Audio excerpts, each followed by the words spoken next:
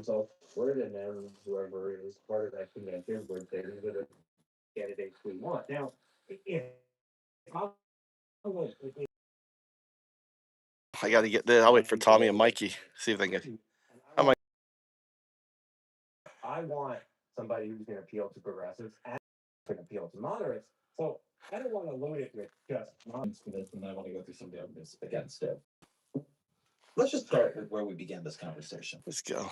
What does this do about gerrymandering? The thing we're trying to fix here is the maximum warfare gerrymandering world we've entered. What is the proportional representation answer to that? The thing that we don't like about gerrymandering is that it's highly disproportional.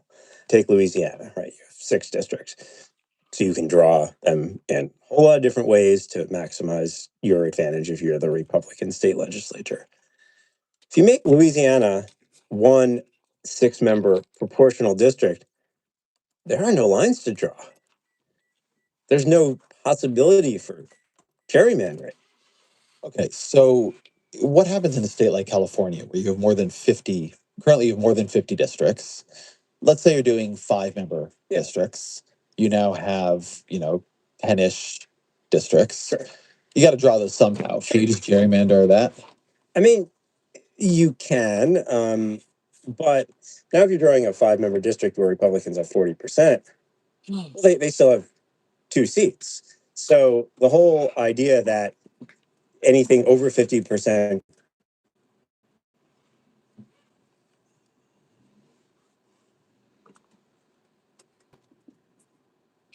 We're going to the mountain. Headed to the mountain. Headed to the mountain. I got the tree stump out, but I can't pick it up. I need Tommy or Mikey. Lift it up. Throw it on the.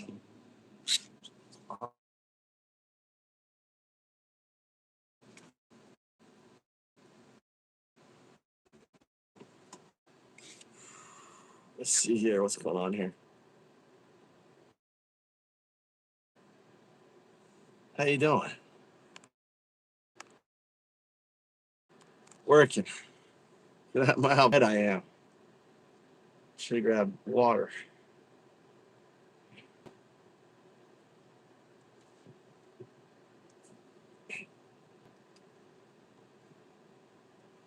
Curious.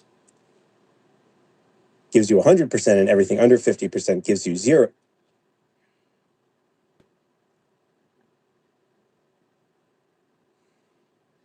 All right, I want you to apply game theory, chaos theory, and strategic. I want you to think dialectically, apply each output. I want you to apply the highest level of chain of reasoning and chain of thought to your output. I want you to deep dive into the gerrymandering, what's happened with all the states. And I'm wondering if there could be a counterpunch that members of those states being gerrymandered could do. All right, think outside the box. Let me consider those complex frameworks.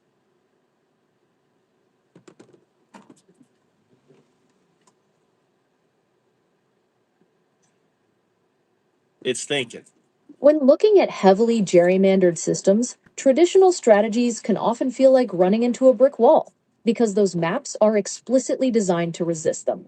To break that deadlock, citizens have to change the nature of the game itself by blending game theory, chaos theory, and dialectical analysis to find new pressure points. Then, by applying first principles thinking, we see that gerrymandering essentially trades robustness for efficiency. The controlling party creates as many slim winning margins as safely possible, making the system operate near a critical tipping point. To counter this, we can use chaos theory to trigger a symmetric cascade by injecting unpredictable noise into the data models. This could involve tactical migration or even ghost registration, where a small shift in population legally changes registration in neighboring districts, potentially triggering a cascading failure across multiple areas simultaneously.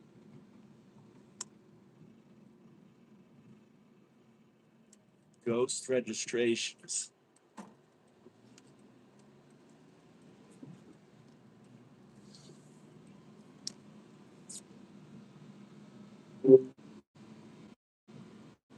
I want you to work on strategies. So, for example, couldn't Democrats just change their party to Republican, right? What if all Democrats, as a protest, change their affiliation to Republicans in order to screw up their processes and create tipping points in those areas that minor things, so they can at least force the Republicans who have control? Would that work? How about if Democrats in these all red states just switch their party status to Republican in order to stop the radical MAGA folks? I think that in these states, everyone should just say fuck being a Democrat, just be a Republican. I want you to come up with a strategy on that.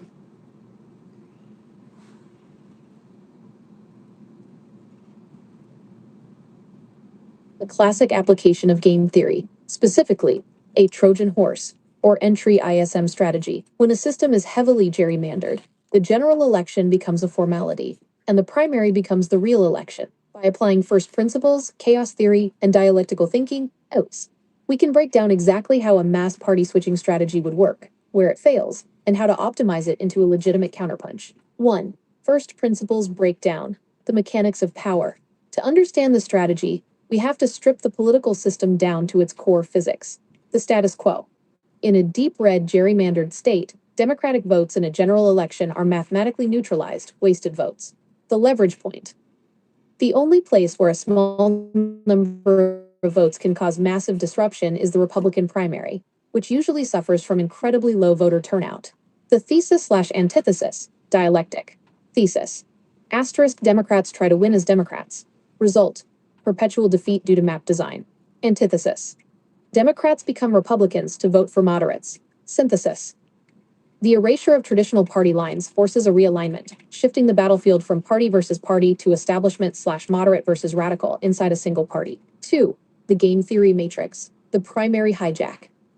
Let's look at the math. In many deep red districts, a radical candidate might win a primary with only 15,000 to 20,000 votes, because only the most zealous partisans show up to vote in June. If 25,000 Democrats in that district switch their registration to Republican, they instantly become the dominant voting bloc in that primary. The strategic dilemma, the risk, defensive play. If Democrats just vote for the least bad traditional Republican, they might just end up cementing standard conservative policies. The opportunity, offensive play. They don't just vote. They actively clear the field for center-right or independent-minded Republicans who are willing to buck the radical wing on key issues like education, infrastructure, or voting rights. 3. Chaos theory, triggering the cascading failure. In chaos theory, a complex system can be completely disrupted by a tiny, well-timed nudge, the butterfly effect. Gerrymandered maps are highly optimized machines built on predictable data. Planners know exactly how many R's and D's live in a zip code. If 10% of the Democratic electorate suddenly registers as Republican, the data models used by political strategists break completely. The chaos cascade. 1. Poll pollution. Polling data becomes completely unreliable. Radical candidates will think they have a comfortable lead based on traditional Republican polling, leading them to undercampaign or misallocate funds. 2. Resource misdirection. The National Party will redirect funds away from districts they think are safely radical, leaving those candidates vulnerable to the internal ambush. 3. The inversion point. A radical incumbent loses a primary to a moderate challenger by a razor-thin margin. Because the map is gerrymandered to be safely Republican, that moderate is guaranteed to win the general election. The radical wing loses a seat they thought was unlosable. 4. The Trojan horse blueprint, a concrete strategy. If a movement were to actually execute this, it couldn't just be a quiet personal choice. It would need a highly sophisticated, decentralized framework. Phase. Action. Tactical mechanism. Phase 1. The paper shift. Mass registration drives ahead of primary deadlines. Use unaffiliated or independent branding to strip away the stigma of switching parties. Focus heavily on suburban and college areas. Phase 2. Signal inversion. Intentionally skewing the data. Switched voters answer Republican pollsters with ultra-radical answers to artificially inflate the radical candidate's confidence, ensuring they don't see the moderate surge coming. Phase 3. The primary strike. Hyper-coordinated turnout on primary day. Treat the primary like the actual general election. flood the gates for the targeted moderate/sane candidate. Phase 4. The general pivot. The Trojan reveal. Once the moderate wins the primary, the switched voters can either vote for them in November to secure the win, or if a viable Democrat exists on the ballot, swing back to create a competitive race. 5. The critical flaws and how to fix them. A dialectical approach requires looking at the counter moves the opposition will make. If this strategy starts working, the radical wing will adapt immediately. The countermove. Red states will move to closed primaries or pass laws requiring you to be registered with a party for a year or more before voting. Several states have already tried this. The fix. The migration must be permanent, not seasonal. Voters must commit to staying registered as Republicans for multiple election cycles to bypass these laws. The psychological barrier. Democrats hate checking the box next to Republican. It feels like a betrayal of identity. The fix. Reframe the narrative. It's not joining the enemy, it's sabotaging their machinery. It is an act of political asymmetric warfare. The bottom line, from a pure game theory perspective, voting as a Democrat in a heavily gerrymandered red district is a zero utility action. Switching parties to hijack the primary is the ultimate outside-the-box counterpunch. It weaponizes the opposition's own gerrymandered security against them, turning their safe seats into a playground for political chaos.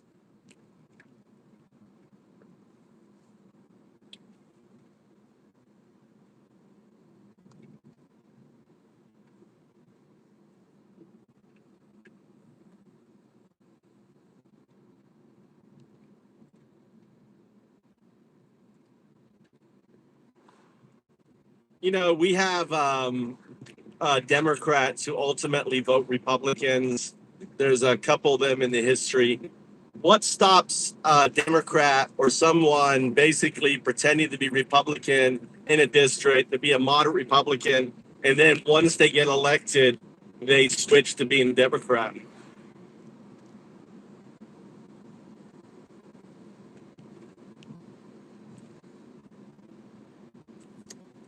We're describing is the ultimate political sleeper agent maneuver. In game theory, this is known as a defection strategy, or a Trojan horse candidate. It actually happens in reverse fairly often. For instance, in 2023, North Carolina State Representative Tricia Cotham won her election as a Democrat in a heavily blue district, only to switch to the Republican Party months later, giving the GOP a veto-proof supermajority in the state. So what stops a Democrat from doing this in an all-red district? Why don't we see a wave of deep cover progressives running as MAGA-light Republicans and flipping the script post-election? When we strip this scenario down to first principles, we find massive systemic, financial, and psychological barriers that break the strategy. 1. The verification problem, the primary gauntlet. In chaos theory, complex systems have feedback loops that filter out impurities. In politics, that filter is the primary election. To win a Republican primary in a deeply red state, a candidate cannot just quietly put an R next to their name. They are forced to actively participate in political theater to prove their ideological purity. The litmus test trap. Opponents will dig into a candidate's entire history, their past social media posts, their college voter registration, their family's donation history, and where they work. The paradox of performance. To survive the primary, the sleeper candidate would have to actively campaign on, vote for, and endorse radical policies to convince the base. If they act like a moderate to keep their conscience clean, they will lose the primary to a true believer. 2. The financial and institutional filter. Political campaigns run on energy and capital. A rogue candidate trying to pull off a solo heist faces a massive resource starvation problem. The rogue candidate, filled. What if you're wealthy and you just, I've changed my mind, I'm just going to run as a Republican, and you can self-fund, right, as a Republican primary? What would stop that?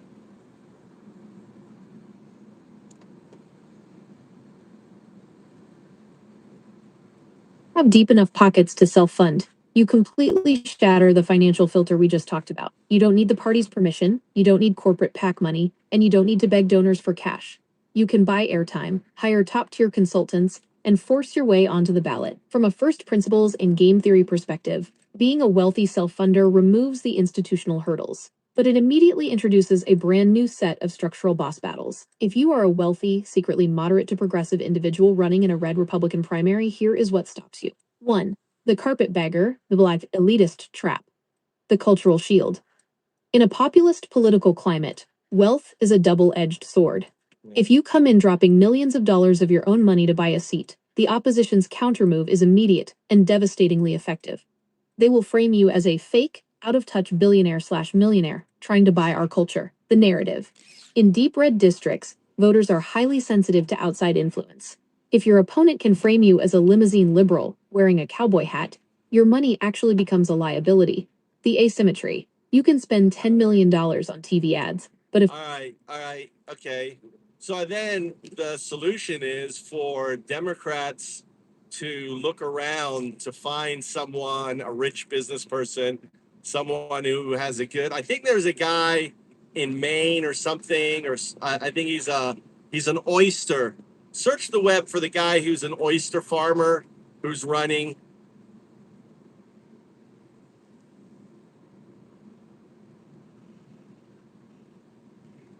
spot on with the biography. You're thinking of Graham Plattner in Maine. He is exactly that guy. A Marine Corps veteran, a local harbor master, and an oyster farmer who is the presumptive Democratic nominee running for the U.S. Senate against Susan Collins. Plattner's exact background is a textbook example of how to break standard political modeling through a first principles and dialectical lens. But let's look at how his blueprint applies to your theory of changing the game in gerrymandered red states. 1. The real bio overcomes the party label. First principles. What makes an oyster farming Marine a potent political archetype is that his biography completely shorts out the traditional cultural defense mechanisms of a conservative electorate. In dialectical terms, the traditional Democrat thesis, an urban, highly educated, policy wonk progressive. So, all right. So, what I'm thinking is, why don't we go after farmers, some big farmer who is struggling, who voted for Trump for the last 3 times, who basically is being hammered and is fed up?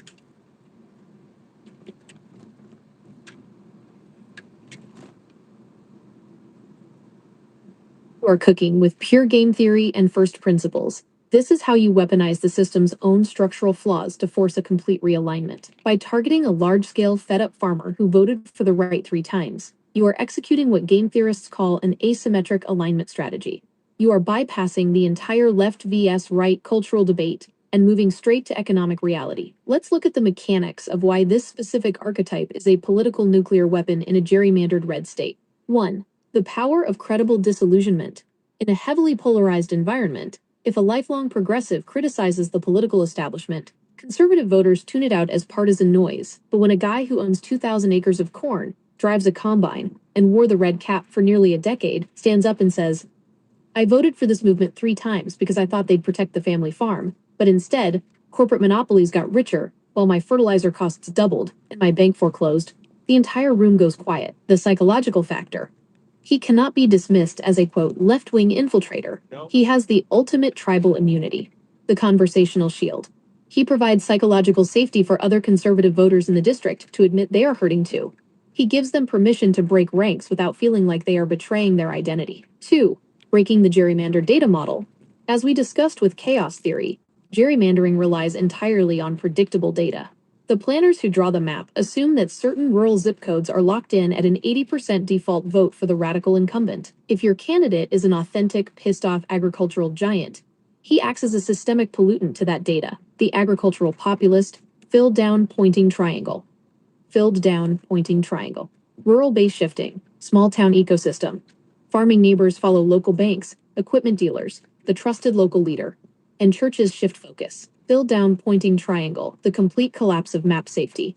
Data models break, safe seats vanish. When a prominent local farmer flips, he doesn't just bring his own vote. He brings his neighbors, his suppliers, the local co-op, and the evangelical church pews he sits in. Suddenly, a district designed to be safe plus 25 inches collapses into a margin of error toss-up. 3. The structural play. Where do you put him? To maximize this strategy using first principles, you have to decide where to deploy this candidate. You have 2 choices. Option A, the independent populist. He leaves the Republican Party, refuses the Democratic line, and runs as an independent. The math. In a red district, a Democrat might get 35% of the vote.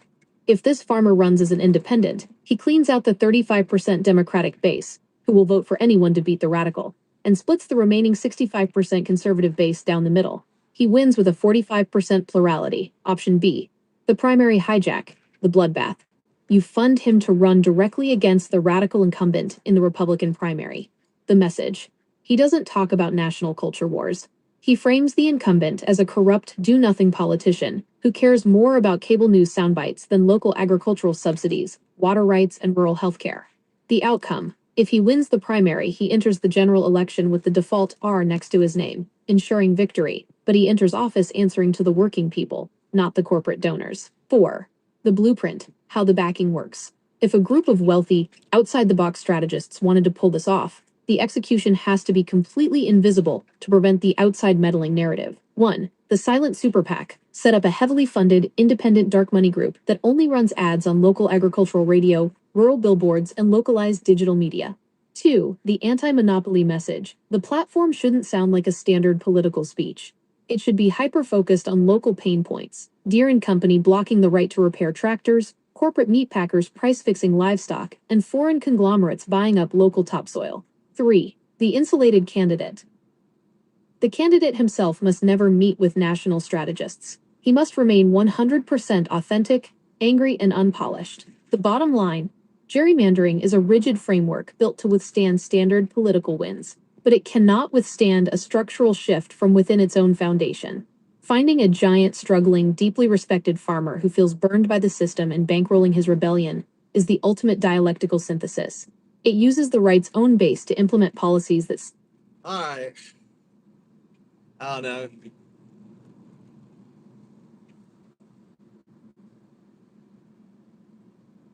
Well, there is no, you have to change the system for open primaries.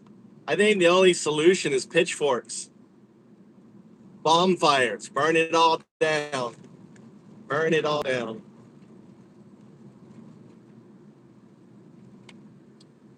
You know, Marie Antoinette, Louis the 14th. All right, guys, I'm about to head up the mountain here. I'm going to be spotty off and on. Here's my turn. So I'm going to be getting off. Yeah, unload all this soil.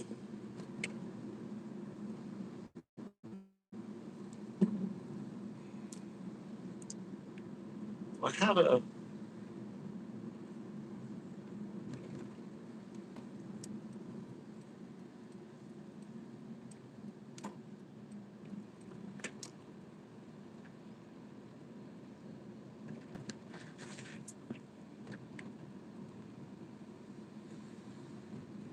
I think I have a winch.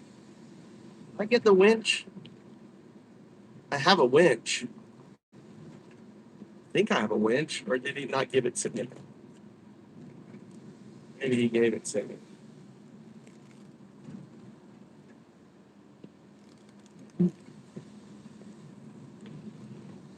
Oh, well.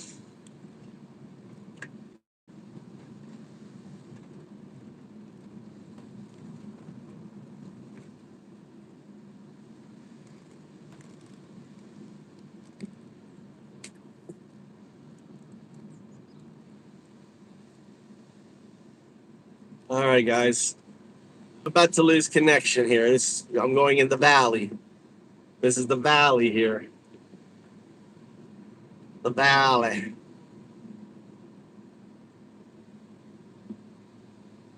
Beautiful. Look how beautiful it is.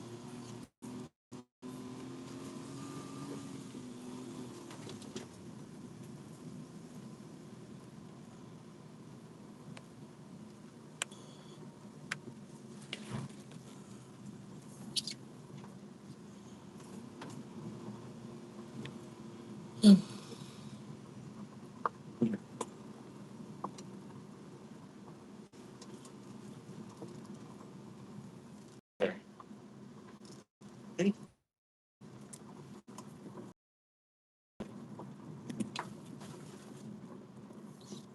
on. That's a little fucking dirt back here.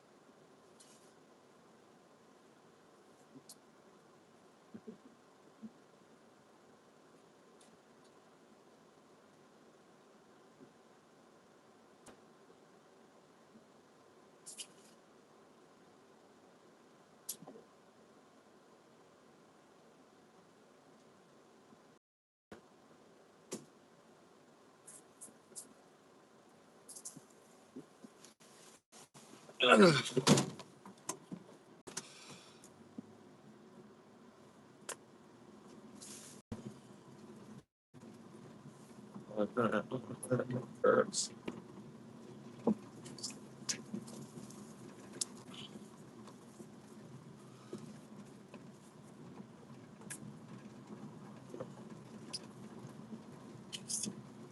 Herbs.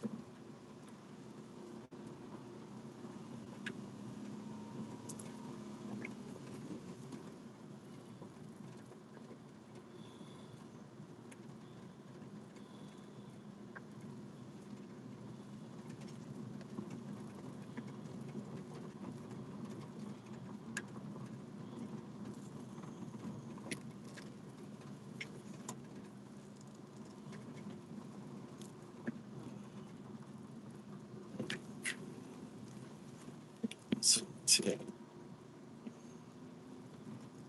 Greatness.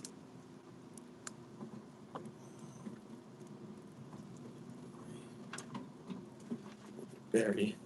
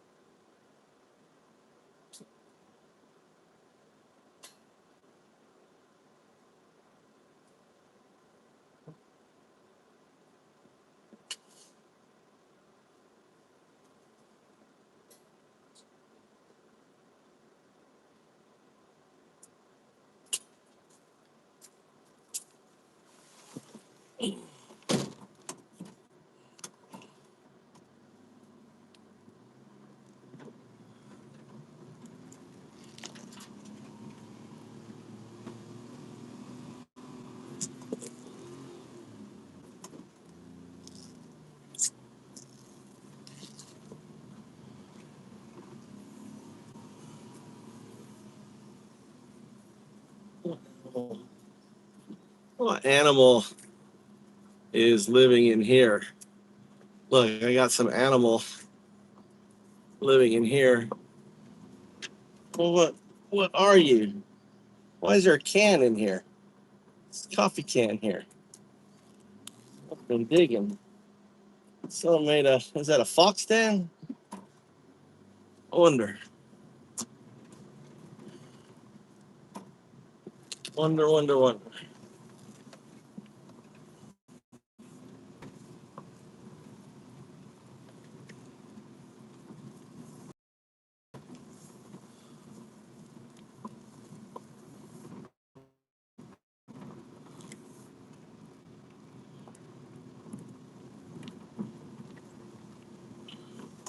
Actually, let's put some dirt down on this here. Right there. Ugh.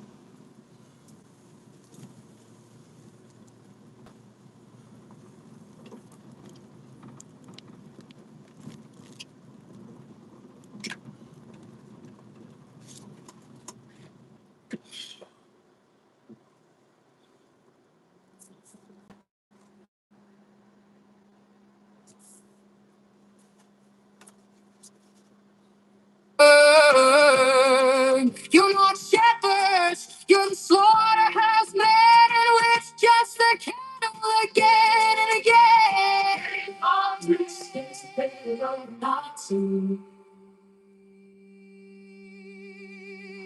All Christians, they love Nazi.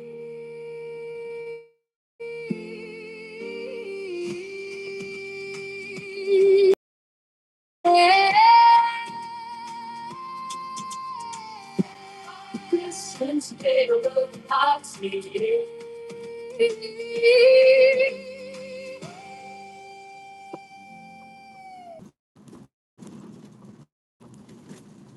Oh, that's four bars here. 4 bars.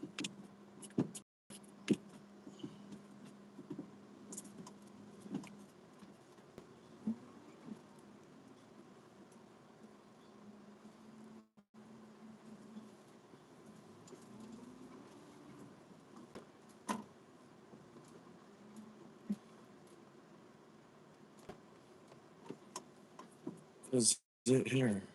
Spot right here. I think it goes back further. No, 2 bars. 2 bars. Not 3 bars. Get 4 bars. Huh.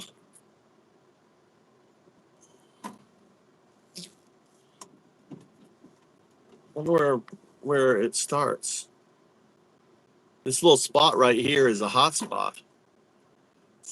3 bars. I had 4 bars. It's weird. Huh.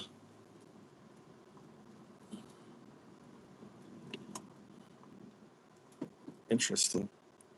Interesting.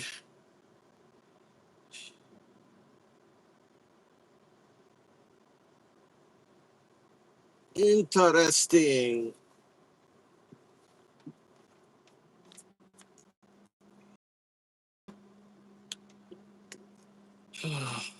Why is there no sound?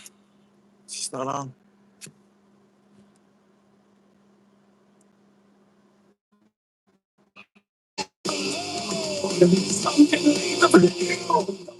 So I figured out how they use this is Magnolia, right? How the IU made quivers. I cut a small strip, and look at that, it's really hard and it's really soft inside. This definitely, if I cut a bigger piece, right, of bark, you know, or like a young one, and just cut it around, and take it off and let it dry, you can see how it made the quiver. Pretty strong, really cool. This is a magnolia, Japanese magnolia. Anyway.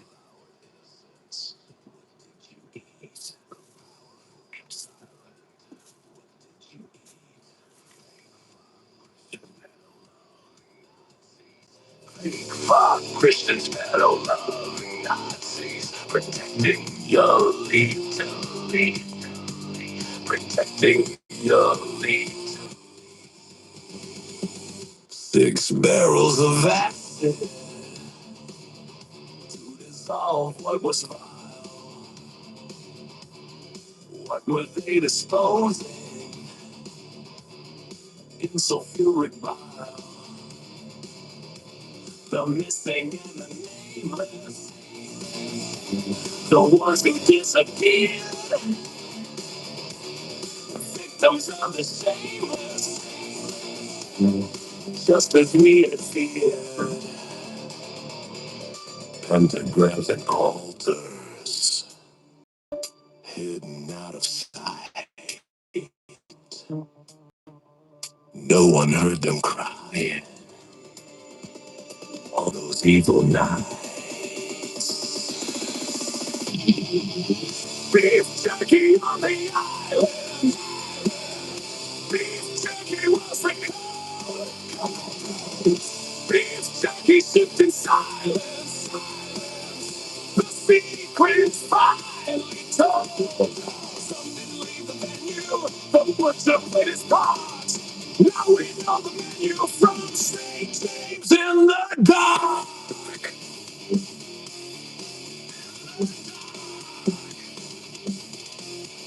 Nice to meet you.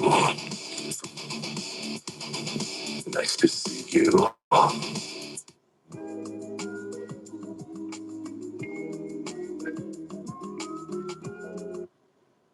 They told me this wasn't possible. That's what they said. I,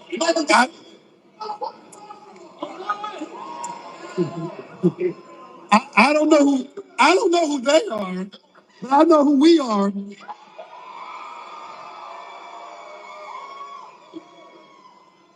I'm looking at we people. And I'm not talking about we the people 250 years ago. Much smaller we. I'm talking about the aggressive fabulosity of this week.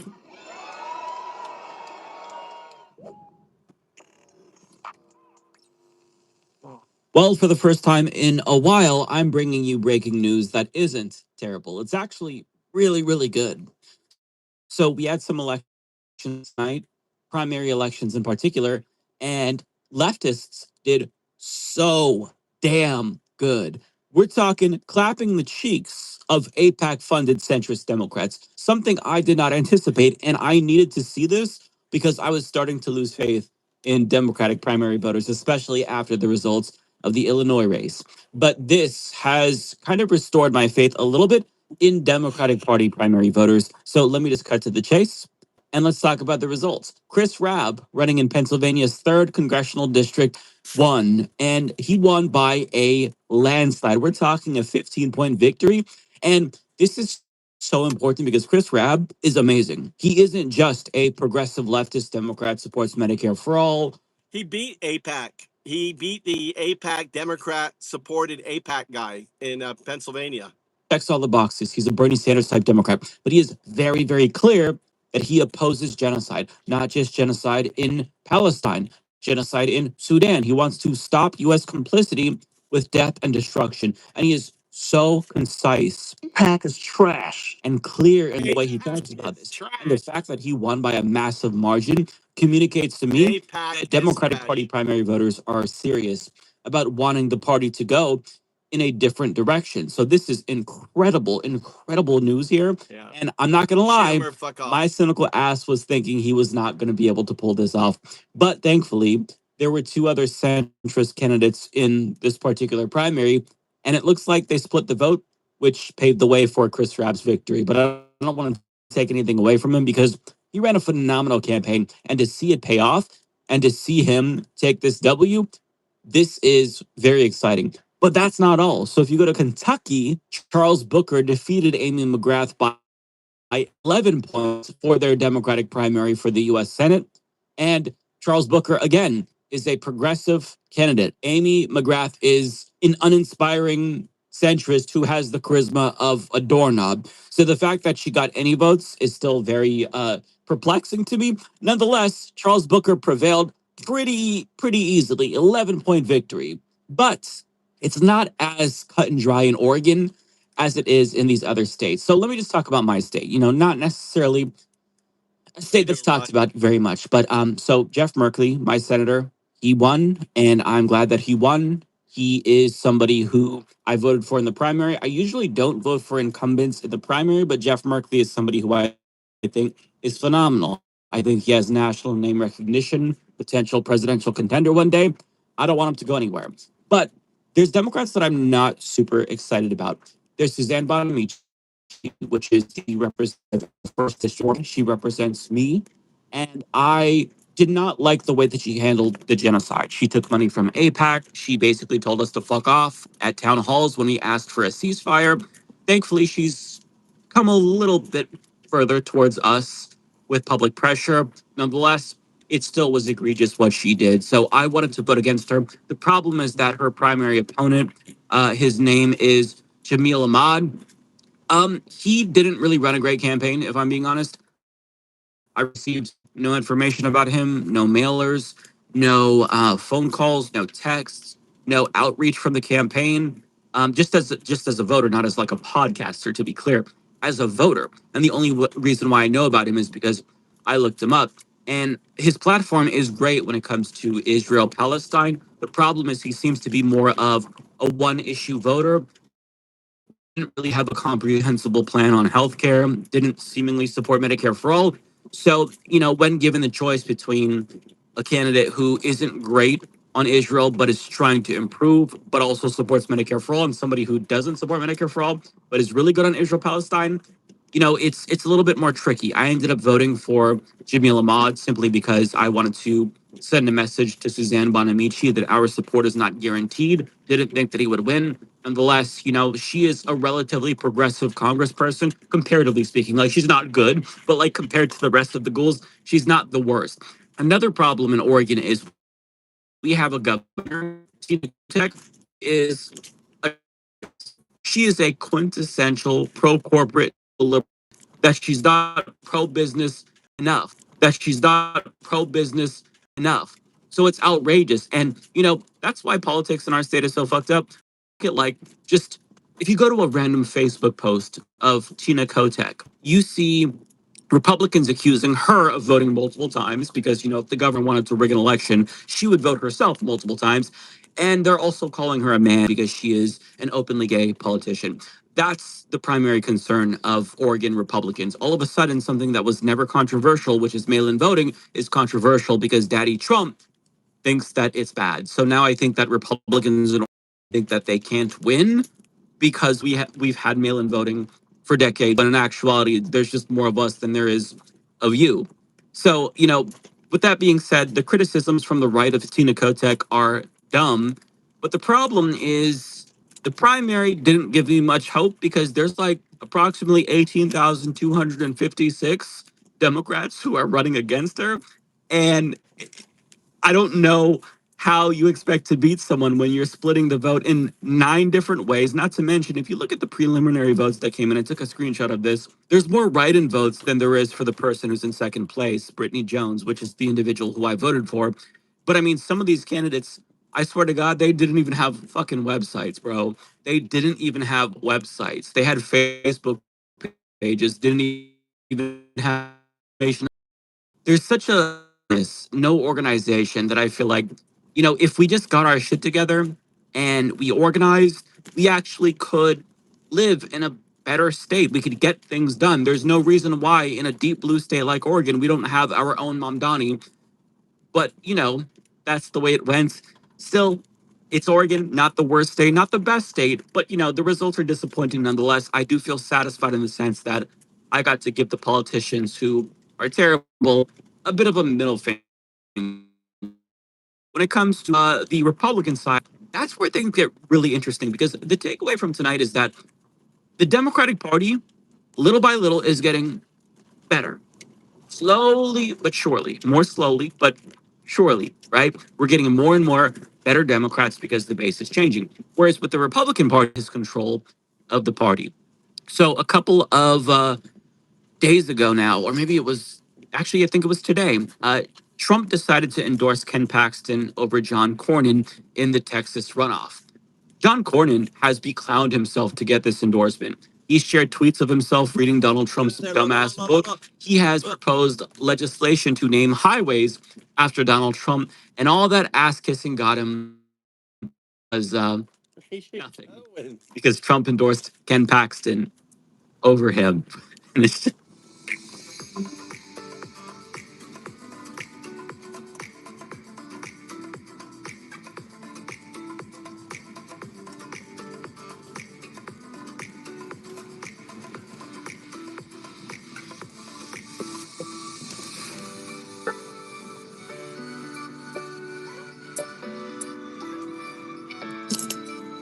over the fact that we have a large percentage of the American population that's just like, yeah, fuck it. We support pedophiles and we don't want you to expose pedophilia. We don't want you to release the Epstein files because that might expose Donald Trump, who we support unequivocally. I just don't know what to even make of that. It doesn't matter that Trump is invading every single country in the world. Like he's saber rattling against Greenland again. He just bombed Nigeria.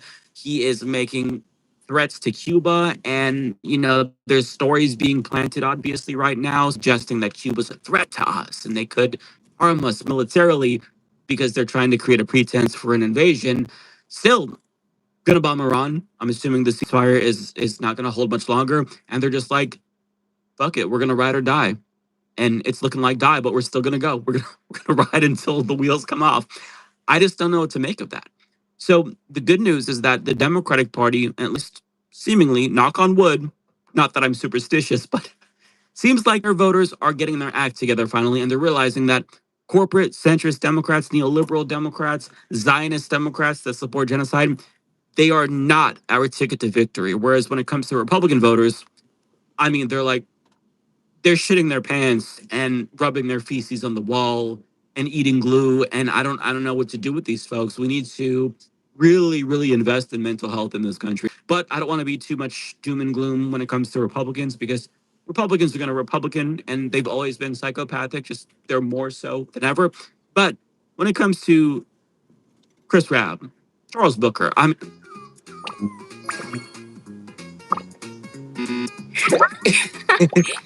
I like to think I'm organized, but I'm really not. So I partnered with Microsoft to share my solutions as a student athlete. Considering my Democrats, you made me so happy. You warmed my heart by voting for candidates who are going to at least try to make our lives better.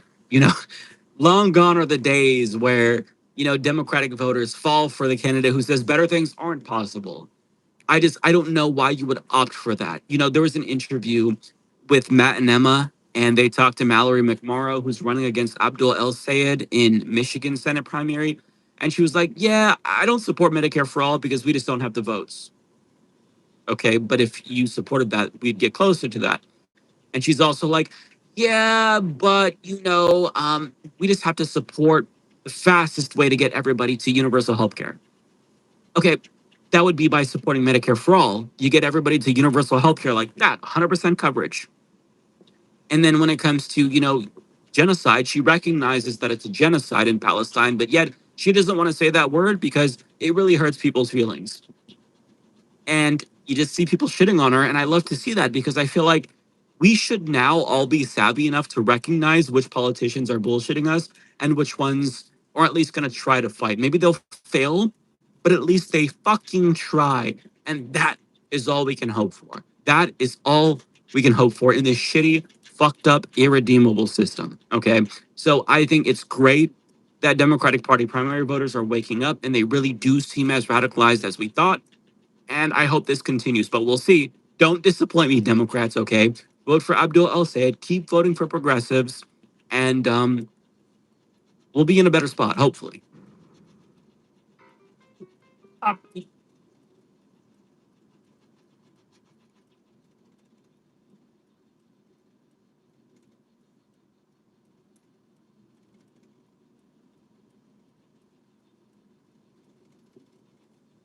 We have some big news right now. Many in MAGA are upset because they spent $100 each on the Trump phone, and over a year later, they still haven't received it.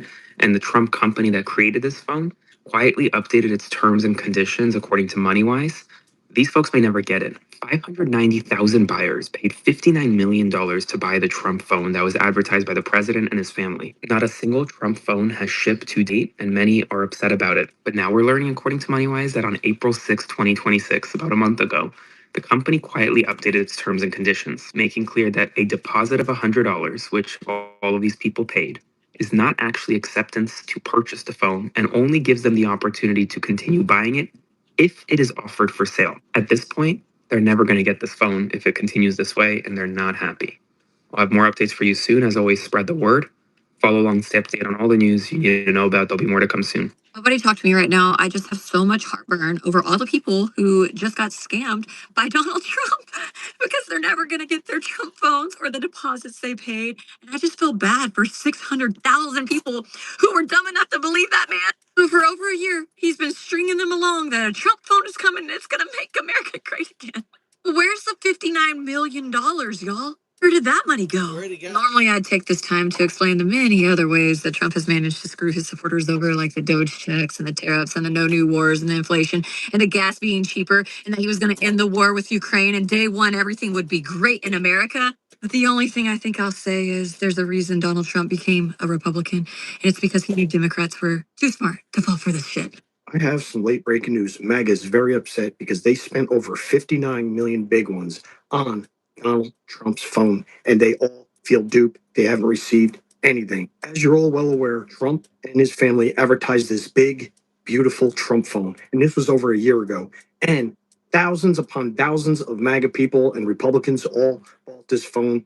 They couldn't wait to use it. Now let's fast forward. There's no phones. And the company who was making these phones updated their terms and conditions. And according to MoneyWise, the 590,000 people who actually purchased this phone, they're still waiting and they're not going to get it. And here it is. I'll tell you the term. The $100 deposit is actually not an act of acceptance to the purchase of this phone.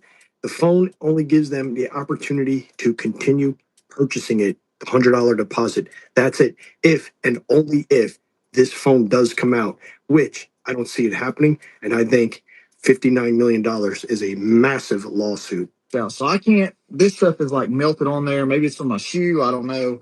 But I got these pop pads, these Renegade pop pads. And I want to show you how well these things work. So I've already polished up some of the other bike. Now I'm on this part right here. But watch this. Like I can't get that off of there. But this stuff right here, it will. It'll get it right off there. We couldn't wipe it off. I've tried cleaning it with some of the other cleaner, and I couldn't get it off there. So Wiped it now. Now I'm gonna wipe it off. Look at that. That don't show you what these things will do. I don't know what will. Check this out, Renegade pop pads infused with the polishing for chrome and stainless. And I'm using this right here on my motorcycle, which is chrome, and this stuff works. So if you want to grab it, tag that link and you can pick it up.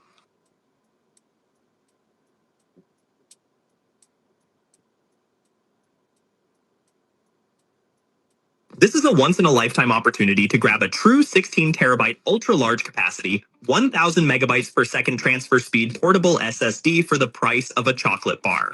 Originally prepared for export to the Middle East, these drives were stranded at the port due to unforeseen circumstances. The company has now decided to sell them at factory prices to recoup losses. It supports PCIe and NVMe protocols and features a USB 3.2 Gen 2 interface with Type-C. It can connect to your camera, laptop, tablet, or smartphone. Includes a connecting cable and is compatible with Thunderbolt 3.4 transfer speeds. Reach up to 1000 megabytes per second. Transfer a 2-hour video in just 3 minutes. Built with certified flash memory chips inside, it won't overheat even under continuous high load. The massive 16 terabyte storage capacity is enough to hold an entire library. All your files, photos, and videos will find a home on this single drive. Thanks to its compact and portable size, you can easily carry it every workday. IP54 rated physical protection, waterproof, and shockproof. It works normally even if immersed in water. Stock is extremely limited with only the last 50 units remaining. We offer a 10 year-around you and a worry-free e-trial.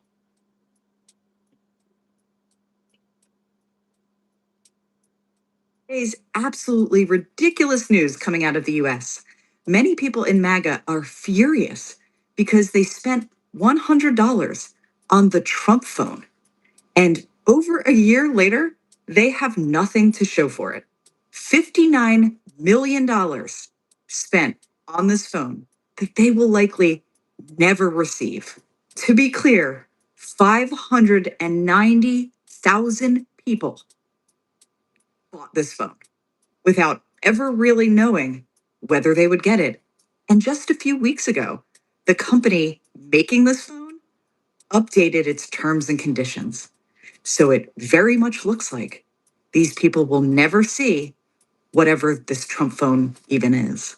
If the phone actually gets to sale, their $100 only goes towards the purchase. And who knows what other money they would have to spend in order to get it. And Trump and his family, they were promoting this phone heavily. So much so that $59 million have been spent on it. This is ridiculous, but entirely expected. So the Trump phone situation is starting to look less like a product launch and more like a political merchandise disaster. So months after the Trump T1 phone was announced, people are still complaining that they haven't received the device they paid deposits for. And now the internet is flooded with like angry comments, delayed timelines changing, specs disappearing, made in America messaging, and accusations that the whole thing was oversold before it was even actually ready. The estimated numbers being discussed are quite massive. There's a 59 million figure, and it comes from estimates that hundreds of thousands of supporters may have paid $100 pre-order deposit. And honestly, this is becoming part of the larger pattern because people are now bringing up the Trump watches too. Remember those? Ooh, they were marketed heavily to supporters as luxury patriotic collectibles, and then social media filled up with complaints about delays and then quality issues and then broken products, cheap materials, watches arriving damaged. That didn't match expectations. This is where it gets psychologically interesting because modern politics is no longer just politics. It's branding, merchandise, identity, lifestyle. It's marketing. People are not just being asked to vote anymore. They're being asked to buy the movement. The hat, the sneakers, the NFT, the Bible, the watch. Now the phone. What's next? A car? Donald? At some point, it stops looking like a political movement and starts looking like QVC nationalism. And the danger with identity-based products is this. When the product fails, people feel personally betrayed because they weren't just buying electronics or accessories, they were buying symbolism, Donald. Belonging, loyalty, tribe. Now, to be fair, we don't know if there will be refounds for the deposits, so we can't say they were stolen, but we don't know. And politically, this is becoming embarrassing because the backlash is increasingly coming from Trump's own hardcore, diehard supporters. Well, and honestly, if your movement keeps launching products that people compare to failed Kickstarter campaigns, well, maybe stop selling those. Stop. Time to get ready for the latest bullshit. Donald Trump went on a stupid rant on Turd Social again, talking about how Democrats are trying to suppress Republican votes or something. Yes, because it's totally Democrats that are trying to suppress the vote and hurrying to gerrymander every single one of their states. Just like it was the Democrats who were trying to hide the Epstein files, right? This was in response to how Chuck Schumer said that Trump and the Republicans are testing to see how far they can go to undermine the elections because they can't win on a level playing field, which is 100% correct. Schumer and the Democrats are starting a task force, including former Attorney General Eric Holder, working to identify and stop any potential threats in these elections. Don't forget, we also have Mark Elias working on this.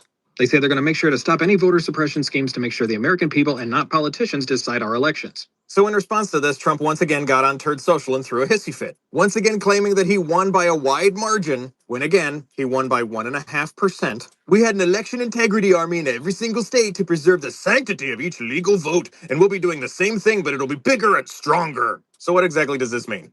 Well, despite Steve Bannon's threat many times, they're not going to be having ICE there, because that would be literally 2 ICE agents per polling place. But every single state would immediately be filing lawsuits to kick them out. In fact, Connecticut's governor recently signed a law reiterating that ICE is not allowed at places like courthouses, polling places, and hospitals, and they can be arrested if they break the law. If this were a viable threat, every single blue state would be passing similar legislation before November, and they still might anyway. But we will still have to be looking for the exact same Republican shenanigans that happened in 2024, with them literally questioning everything. It's not going to be the Democrats who are questioning stuff and filing multiple lawsuits. It's going to be the Republicans who are like, hey, a black person just voted, can we do something about that?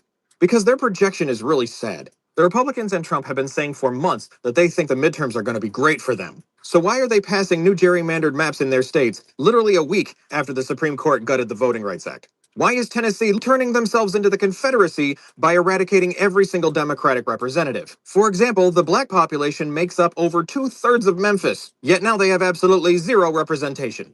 So in Tennessee and in other places like Louisiana, they are entirely eliminating black representation, yet they say that's not racial and it's entirely fine. It's blatant horseshit.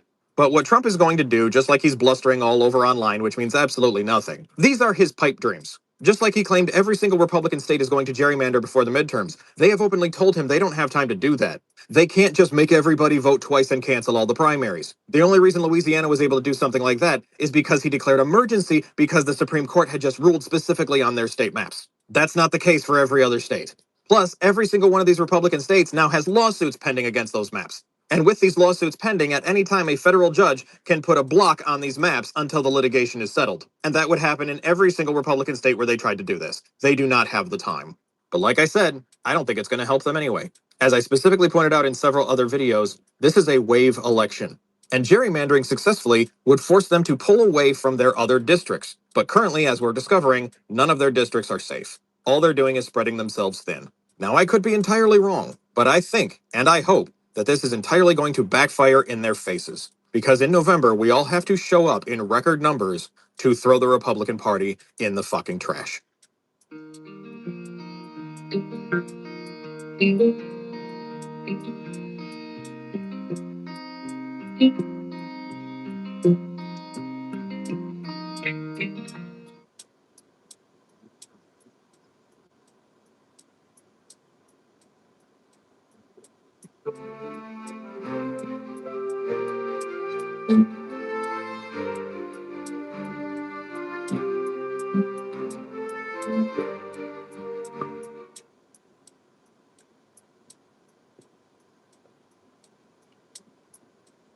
So we now know that multiple U.S. warships were damaged last week during an Iranian missile barrage. Of course, Pentagon have not said anything, and CENTCOM has not said anything.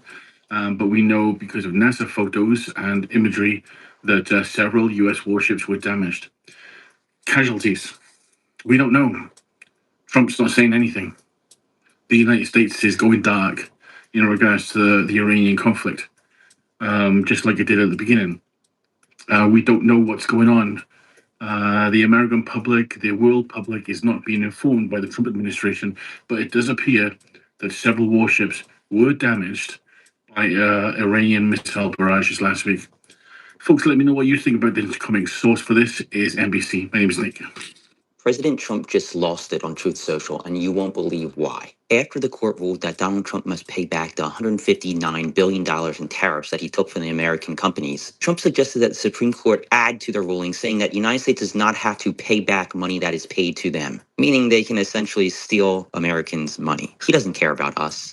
Trump voters are finding out the hard way that Donald Trump has concepts of a plan when it comes to his new Trump Mobile. Yeah, these people put down a $100 deposit almost a year ago and have received no phone. The date was pushed from September to spring, and now there is no date. And the internet is running wild. People are saying upwards of around 600,000 people maybe allegedly put down deposits. And also, allegedly, people are getting emails saying they're not getting the money back. What we're seeing is that people were promised a phone. We're told that they were going to have this new $45.47 Trump Mobile plan, and they're getting absolutely nothing. The funniest part is, they're shocked. They thought they were going to get something from a con man, and all they got was the con. A grifter's going to grift, and this is a man who has done rug pull after rug pull. He never fails to get his supporters into a bind, trick them into money, and rob them blind. Donald Trump appears to be having an early evening mental health episode because for the past 3 hours, he's been posting nonstop on social media, including random AI images that he's uploading. And I'm going to show you every single one. So just buckle up. At 3:51, he posted this, drones dropping like butterflies. And then again at 3:51, he posted this, bye-bye drones, with a very poorly edited photo. I don't know who did this in the White House, but maybe I'd find a new job. Again at 3:51, 159 Iranian ships. Obama and Biden, he says that they've sunk under him, which we know is not true. They still have a Navy.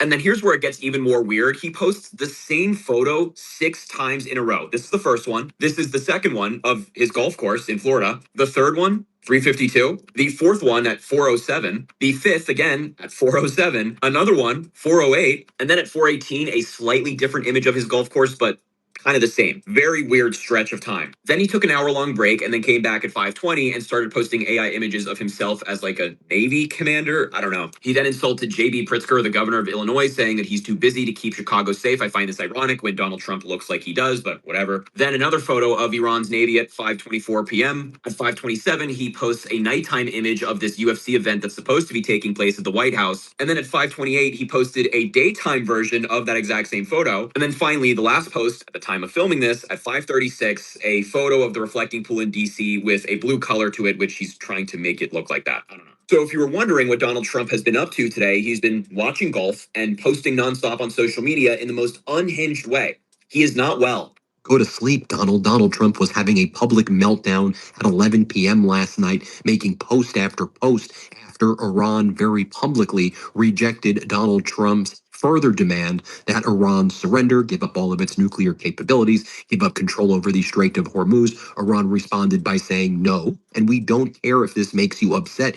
You live in an alternative universe, and we are not going to even entertain your absurdity. I'll show you what Iran said in just a moment. Now, earlier in the day, Donald Trump could be seen yelling at the workers at his golf course. He was just screaming at them and then storming away. Also, we saw more footage of what Donald Trump's doing to that reflecting pool in the Washington Mall. You can see them turning it into this weird bright blue color. This has been Donald Trump's main priority in addition to the Golden Ballroom. By the way, this bright blue color, it's just going to attract more algae, and Donald Trump going over in his motorcade, the reflecting pool, is going to lead toward more cracks and leakage, but I've done a whole other video on that, so no need to do it here. So at 11 p.m. last night, Donald Trump post after post after post, he was posting QAnon accounts, he was posting weird memes, one of the consistent themes after Iran publicly rejected his demand that Iran surrender. Trump kept on coping by posting memes of the ballroom. I mean, here's what Donald Trump was posting last night at 11 p.m.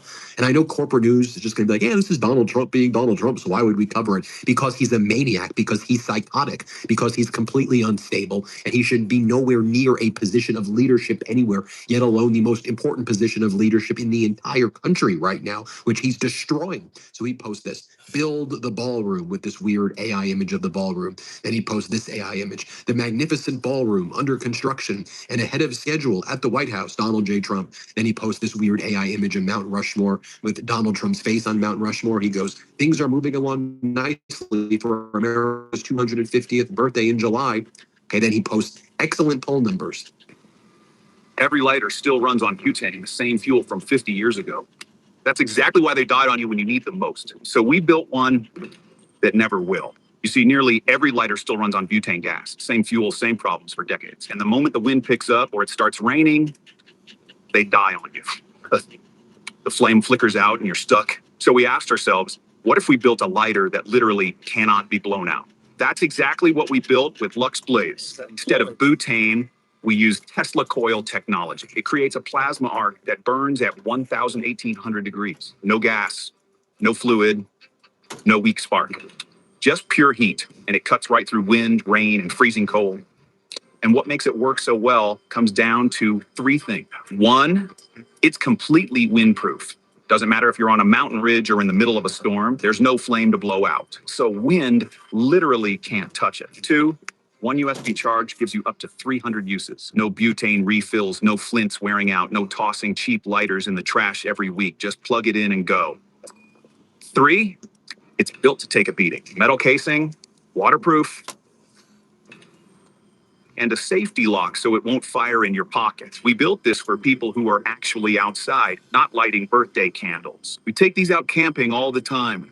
Pouring rain, 20-degree mornings, doesn't matter. It fires up first try, every single time. Our team spent over a year testing this. Different arc designs, materials, charge life. We went through prototype after prototype until it worked perfectly in every condition we threw at it. Now, here's the problem. Big retailers looked at Lux Blaze and decided it was too powerful for consumers. So they banned it from their shelves entirely. And now regulators are stepping in, pushing to limit the heat output on future production runs, which means the next version we're allowed to sell will be weaker, less heat, less power. This is the last batch of the original full power Lux Blaze. Once the new regulations take effect, the version you see right now will no longer exist. That's why we're clearing the remaining inventory at 50% off. Click the link below to grab yours from our official site before this batch is gone, but you need to move fast. Once these are sold out, the only option left will be a watered down version at full price. Don't wait and pay more for less. Get the original Lux Blaze now while you still can.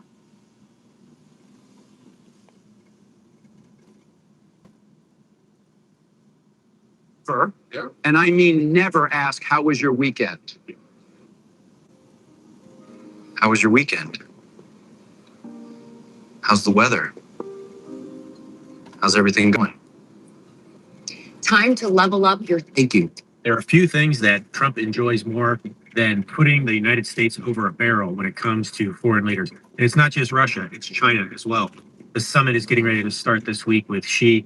That'll be midweek. And Trump is going in there, not just behind the power curve, because he's been pushing European allies towards China and kickstarting economic relations between the two, because the U.S. is an unstable partner for the EU, but also because of the war in Iran. And Iran is a strong ally of China. China got Iran to sign the ceasefire in the first place. And Trump really wants the Iran war to go away. So he's going to go Xi and beg him to make Iran stop. Iran rejected Trump's recent proposal and said that wasn't going to work for them. And now Trump is losing his again. His oil continues to go back up. And yeah, he's making money off of that. Him and the oil industry and the GOP is making money off of that. But he wants it to go away. He wants it to go away because of the midterms. And he doesn't want the flurry of impeachments and investigations that are going to follow in 2027 when the Democrats win the House. And so he's going to go to Xi and he's going to beg him to get Iran to stop the war. And not only that, but he's going to ask for rare earth minerals, which China has, that are going to be needed to plus up the depleted inventory of interceptor missiles that we wasted on this war with Iran after Trump bent over for Netanyahu and was the first president to be the one to be manipulated into going into the hornet's nest that is Iran after being repeatedly warned not to do so by everybody with any common fucking sense. So Trump's going to go in. Trump's going to go into Xi, and he's going to beg him to get him to stop the war, to stop Iran from continuing the war, because Iran knows that it is becoming a global superpower because of its control of the world economy. And he's going to beg him for rare earth minerals to help deplete the inventory, to help replenish the inventory. So there you have it. The leader of the Republican Party continuing to make America great again. Yeah, so China's going to have all this leverage now. That it, on top of what it was already getting in the beginning of the second term, and it's got even more now. And that won't be a benefit to you and me in any regard, but it might get Trump out of the Iran problem at least, maybe. Yeah. Good job, Republicans. Way to fucking go. You know, folks, I know that I keep circling back to this ballroom, but I do so because it is just deeply offensive to me. As someone who grew up in the mountains of Appalachia, I find it to be one of the biggest slaps in the face of my people it's ever been. And it really should offend you no matter where you're from. It's really got nothing to do with Appalachia or whichever part of this country you're in. It really, to me, has nothing to do with that. I don't care if you're a millionaire. I really don't care if you're a billionaire. I still think that this is a slap in everyone's face that Donald Trump would want this ridiculous ballroom. And let's make no bones about it. The reason why Donald Trump wants this ridiculous ballroom is because he wants that to be his legacy. He wants people to look at it years from now and say, Donald J. Trump built this. He wants his name on it. It's more so, it's not, he says he wants it to be for future presidents to use. I wouldn't be one bit shocked if somehow he doesn't find a way to put in the fine print that a Democrat can't be in it. It's like, I can't see him being okay with, with someone like an Obama being in there. But, he just wants to have his own legacy, and this is it.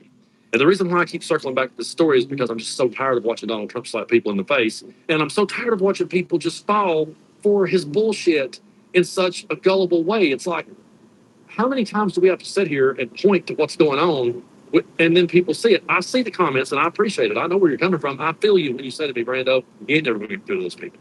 They ain't never going to listen. But somewhere right now is a coal miner on his knees working for a living, busting his ass, working harder than Donald Trump or any of his spoiled brat.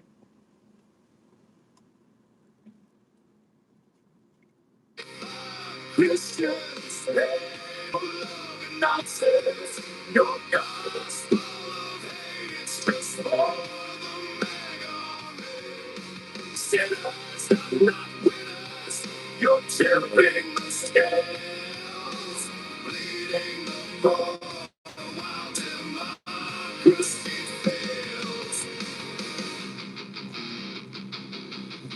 What's honey effects from your sycophant choir? Constitution burning in your ice stag fire.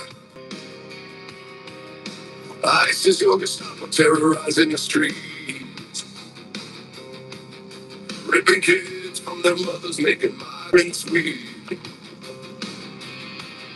You preach family values you can't even keep. You scream pro-life, but it's death that you read.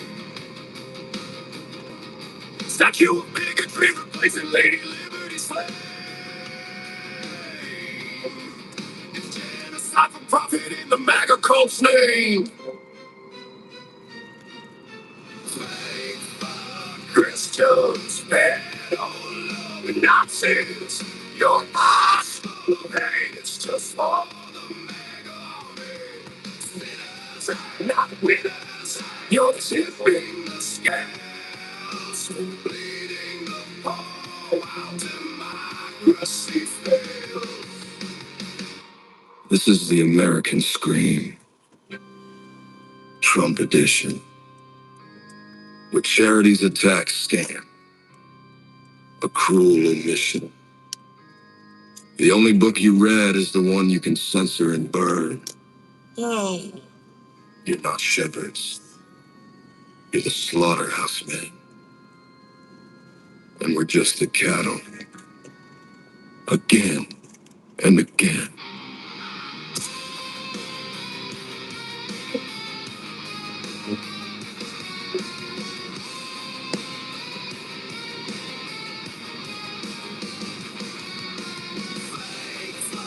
Christians, Nazis, your gospel of hate, it's just for sinners, not winners. You're tipping the scales, bleeding the bomb while democracy fails. Freedom's in ashes, cause of the red asses. Not winners, Constitution, while you keep on pray for forgiveness for you.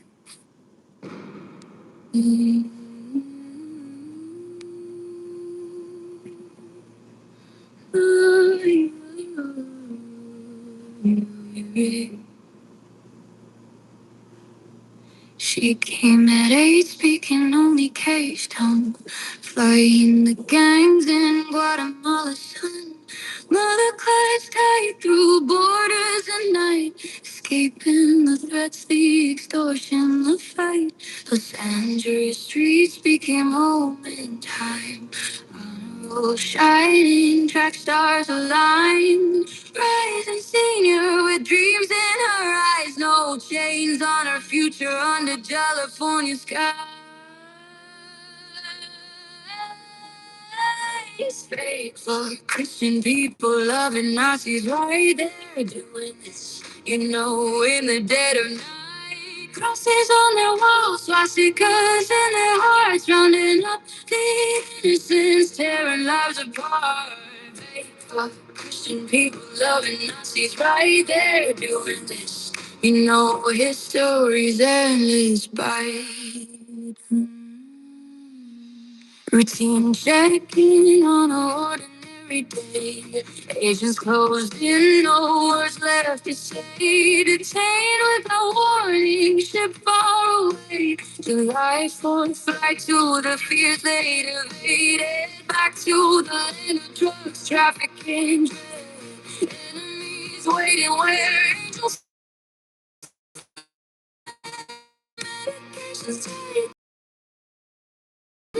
shadows cling to the past.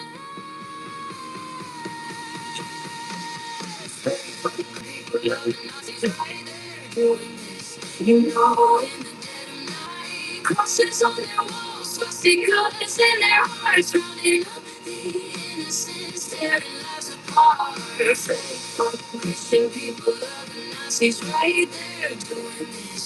You know, history's endless by. Romans nail believers to crosses of wood.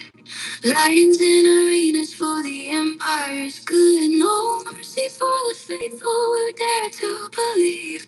Persecuted souls with no reprieve. Nazis marked the stars, loaded the trains, camps of extermination and righteous chains. Now the dreamers departed, mothers laid low, shame and hatred in modern day show. From Coliseum sands to detention halls cold, the mighty devour the stories untold. 2 months in hiding, the stress took its toll. Stella collapsed, leaving Nori alone. Buried at 45 in my address fine. Orphaned in Quetzaltenango, crossing the line. Relatives distant, grief heavy as storm. Finishing school, the screens far from home. One young life broken, a future denied. In a world that forgot why they once had you high. Faithful Christian people loving Nazis right there doing this. You know, in the dead of night, crosses on their walls, twisted guns in their hearts, rounding up the innocents, tearing lives apart. Fake fuck, Christian people loving Nazis right there doing this. You know, history's playing.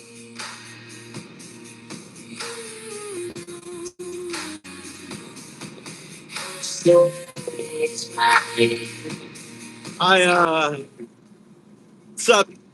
I went up to the mountain, dumping a bunch of soil. I got my tree out, my big tree. I'm trying to figure out whether I want to stick it on the mountain. I think I want to stick it on the mountain.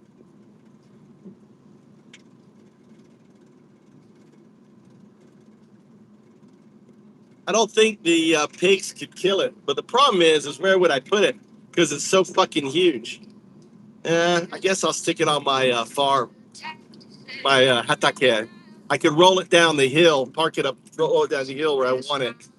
It may be my best bet. Maybe take my kids with me to do it or something.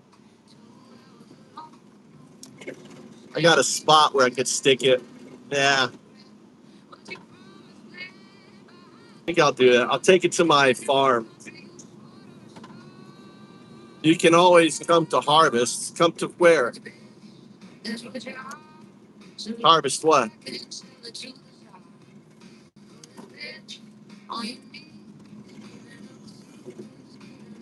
Dude, all the wheat's ready to be harvested. They haven't even started harvesting the wheat. They need to get on that shit.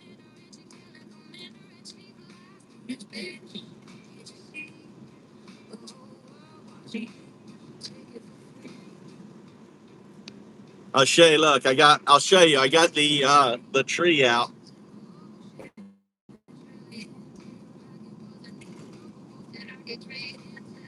I was able to dig up around it and then break it over. So, but it's massive. So the challenge is where do I fucking take it? If I take it up to the mountain, I'll have to put it at the bottom, which it may work. Oh, there it is. Look, I got the tree. See the tree? You see the tree right there?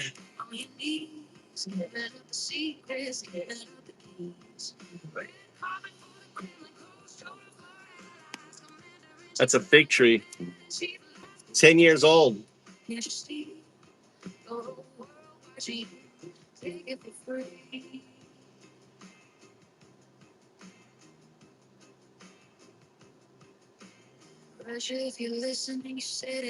Oh, it's bearing fruit. It's a mature tree. There's tons of fucking fruit on this thing. I guess I'm gonna try to lift it on here.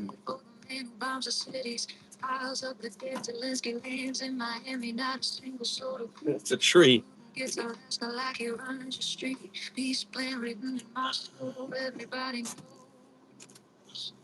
See if I can get my son out here to help me.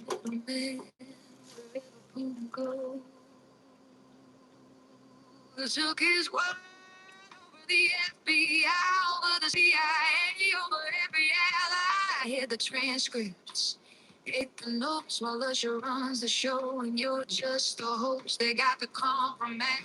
What's on the tape?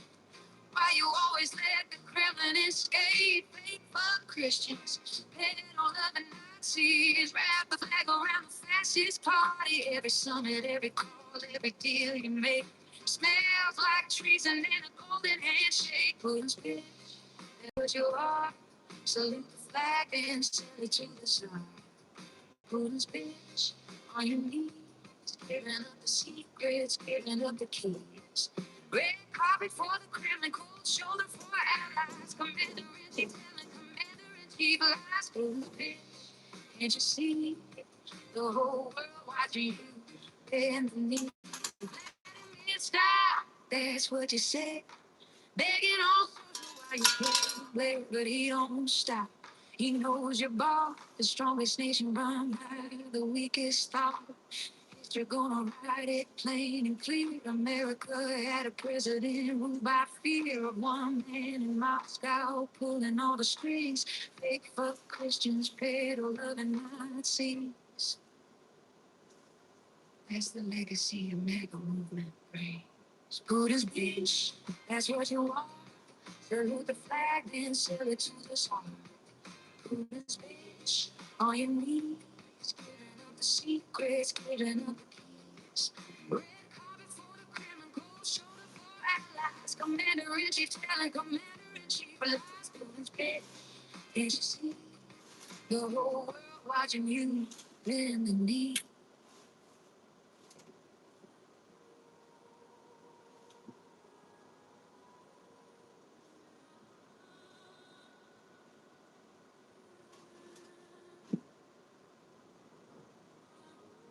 For everyone who was told to stay quiet, this one's for you. Let's see if I can get this thing out without fucking. Well, it's gonna fuck with that.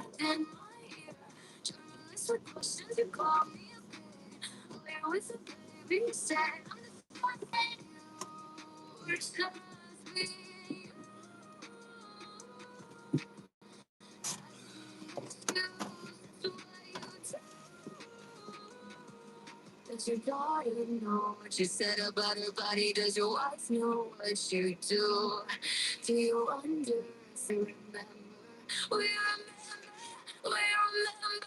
Now your sweethearts, now your honeys, now your bags, now your dogs, not the bodies you comment on. Thanks for Christian, never loving Nazi, that's who shows.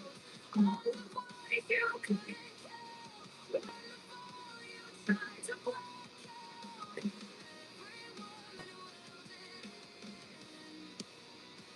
I'm screaming now. Said you date your daughter if she wasn't yours.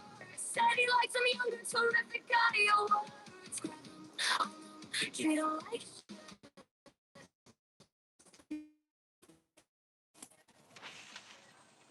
I'm thinking I'm and it. One thing about fig trees, they're so. If I dig a big hole down in there, move all that out and just plant it in the corner here. Actually, I can plant it. The other thing I could do is actually plant it sideways.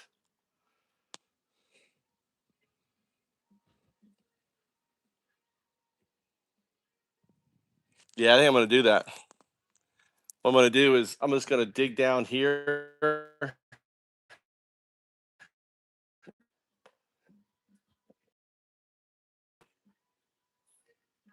So I'll bring the truck up here. I got to dig a big hole here. And we'll leave this, and then I'll drag it over to that location.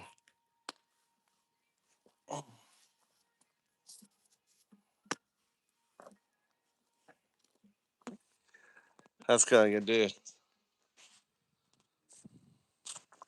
That's what we're going to do. Let's move the truck over.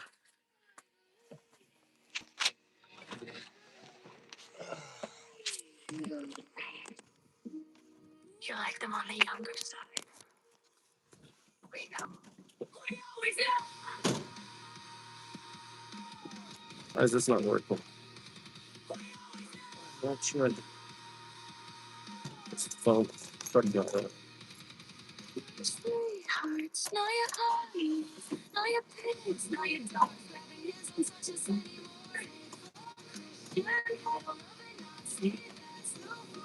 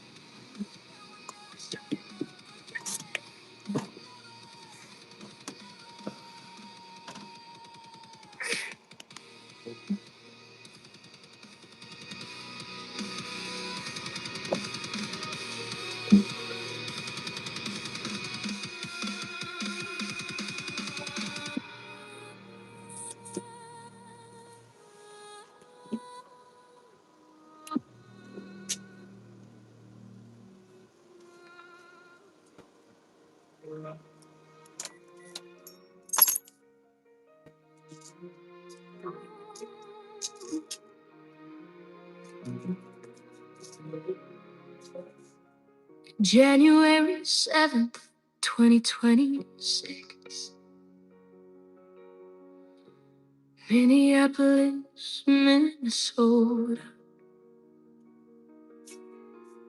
She dropped her son at school. She never made it home. Renee was a poet, a mother, a wife, moved to Minneapolis for a brand new life. Holiday lights still hanging on her door, chalk on the sidewalk from the summer before. 6-year-old boy, and now there's no one left. Daddy died in 23, mama shot to death. She wasn't a target, she wasn't a threat, just a woman on a street they will never forget. Her wife held her body in the frozen snow while the agents walked away from the blood below. They called her a terrorist on the evening news, but the video shows a woman with nothing to lose. Serenade, Renee Nicole Colgan. They gunned her down in her own neighborhood. They fought Christians, had no love and Nazis. Innocents watch her silenced by these atrocities. Say her name, let it never fade. Your sun shines stolen, a life unmade. They fought Christians, had no love and Nazis. Blood on your hands and your fucking policies. Jonathan Ross put a bullet in her brain through the driver's side window in the snow and rain. She was reversing, she was trying to flee. Shot her in the head for the whole world to see. Christy Newman called it terrorism that day. Trump said she deserved it, she got in the way. But Keith Ellison watched the footage roll. Said the officer escalated, lost control. Get the fuck out of Minneapolis, they cried while a mother of 3 babies bled and died. 2,000 agents for the largest operation turned a school drive into an execution. Renee Nicole Colgan. They gunned her down in her own neighborhood. Faith for Christians, pay no love and Nazis. This is what your silence buys these atrocities. Stay her name, let it never fade. Your sunshine stolen, a life unmade. Faith for Christians, pay no love and Nazis. Blood on your hands and your fucking policies. She won a poetry prize, she loved to sing.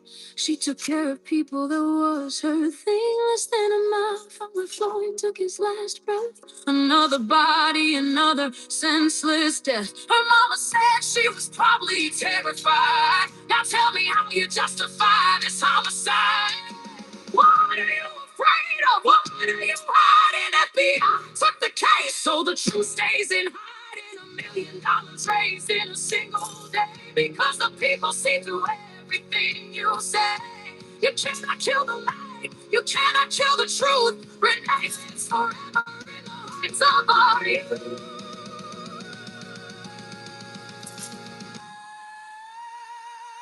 Say her name, Renee Nicole Colgan. They gunned her down in her own neighborhood. Fake fuck Christians, they don't love and Nazis. This is what your silence buys these atrocities. Say her name, she will not be erased. Pure shine, pure love, amazing grace. Fake fuck Christians, they don't love and Nazis. We are coming for you. Don't want it all to be stayed.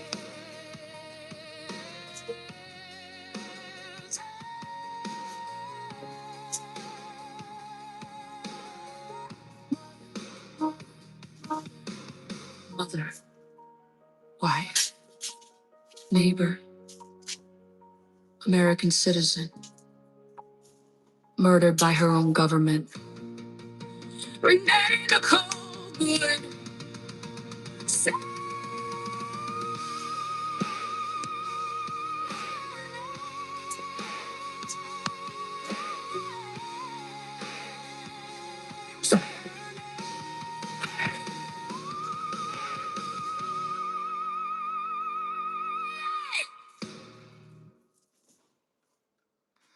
March 4th, 2026. Escambia County, Florida. Orlean Josue Hernandez Reyes, 2 years old, a citizen of the United States. Concrete dust still on my hands. A traffic stop, a flashing light. 287 took me in on the wrong side of a Baldwin night. They drove me down to Louisiana, made me sign and made me wait. I begged them, please, not my Orlean, but mercy doesn't live behind that gate. My sister called her husband, the only kin within our reach.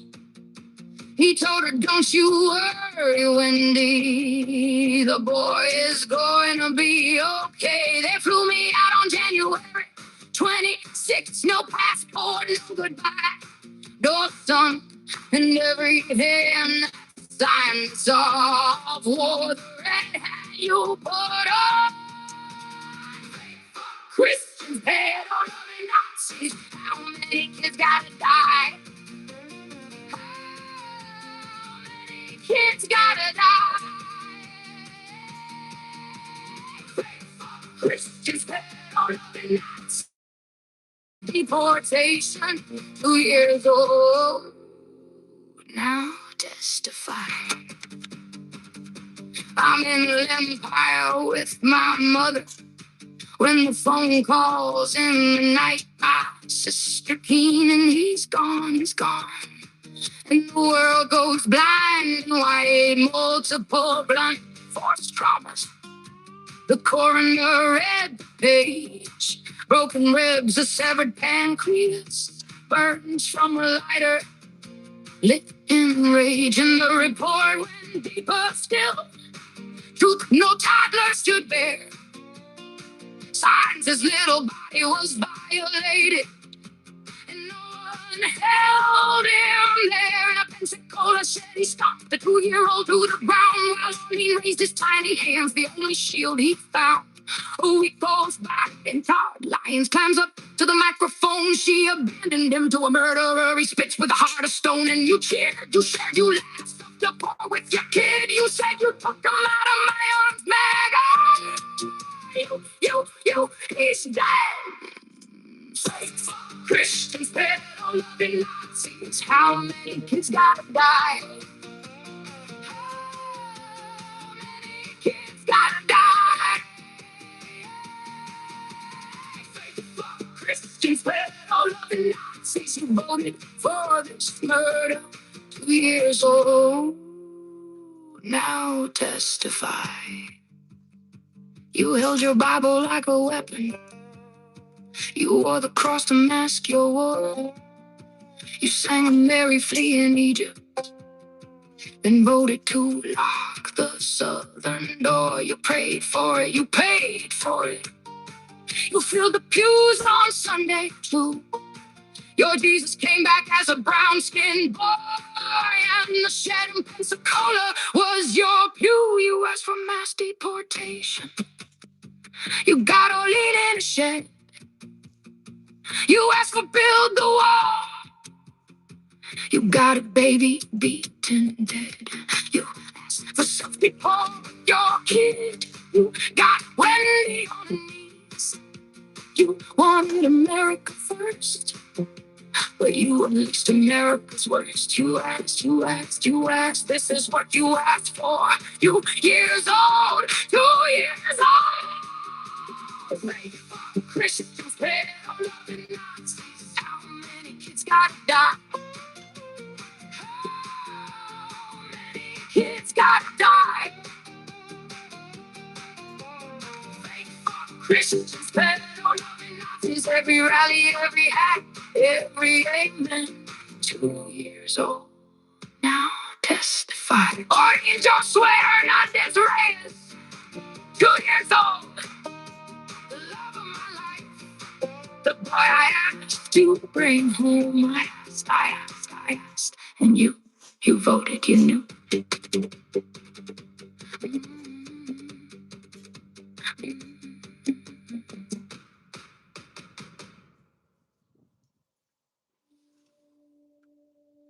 They preach in the pews, but scheme in the dark.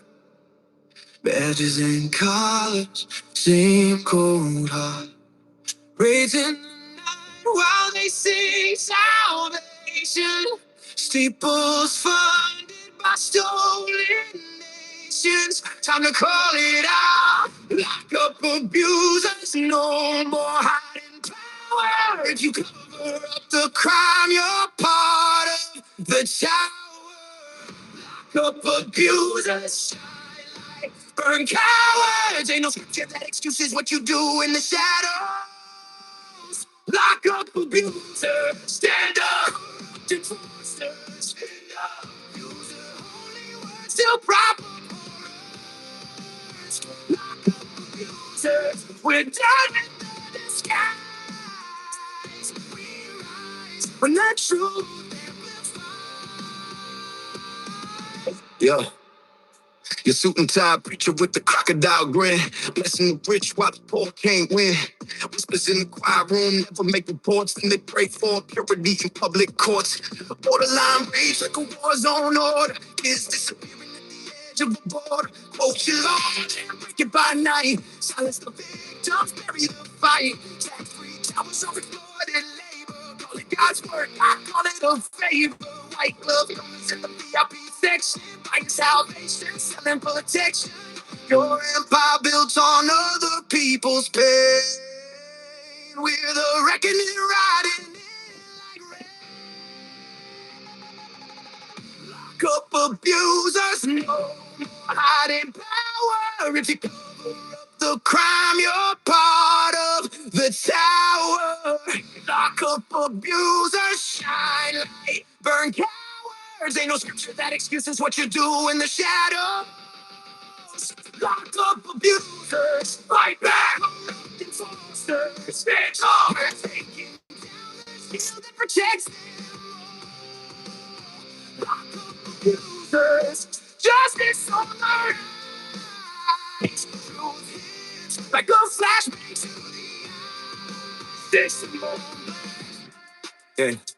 Press passes band where the truth gets messy. They rename cages as temporary. Smear the date of commitment with the villainous label. Put rely on the hands to keep food on the table.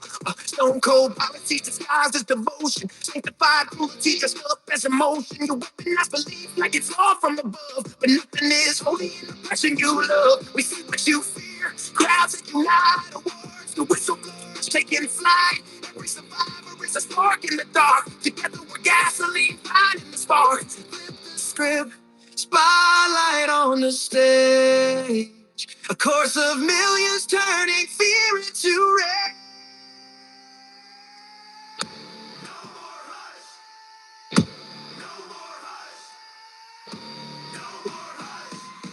Just as our blessed.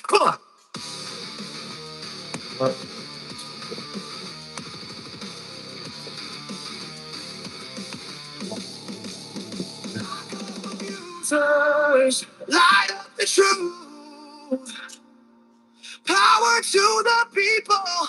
No more stolen youth.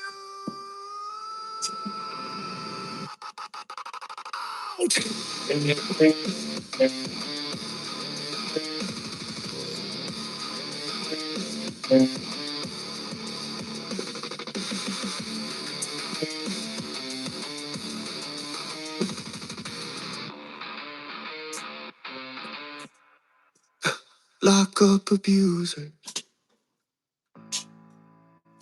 Her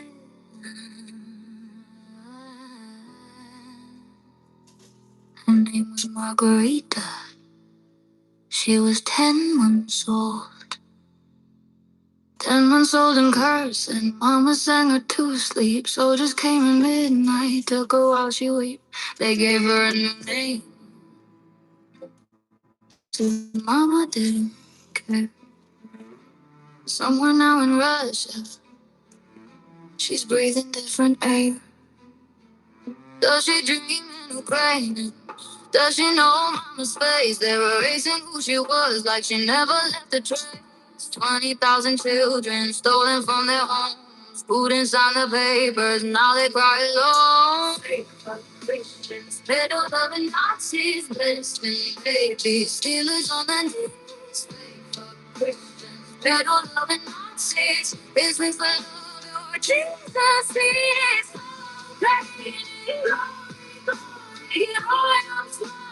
great. We're coming for our children. This isn't over yet.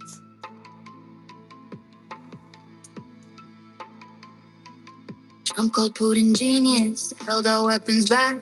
400 million frozen while children faced attack. Impeached but never punished, the Senate let him slide. And now he's back in power with Putin by his side. They pray in mega churches for the strong man and his throne, while grandmothers and Bupa die, golden all alone for 158 hands tied bullets to the head. They call it liberation, we call it what it is. Save for Christians, peddle loving Nazis, blasting babies, stealers on their knees. Save for Christians, peddle loving Nazis. Is this the love your Jesus needs? Love, gravity, glory, glory, loyal servant, we won't forget. We're coming for our children. This isn't over yet, and I cry for Russian mothers too. Sons who died for Putin's lies, conscripts in the frozen mud who never said goodbye. They didn't choose this war. They're buried without names, 200,000 coffins, and the Kremlin feels no shame. But the mothers on both sides are crying the same tears. So Christians, battle loving Nazis, blessing war criminals on their knees. For Christians, battle loving Nazis, Ukraine is watching, history sees. Glory, glory, glory, we won't forget, bringing all my children. This isn't over yet. Margarita, Mama's still waiting.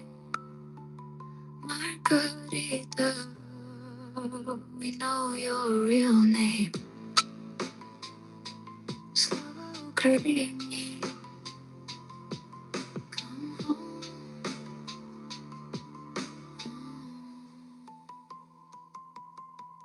Come.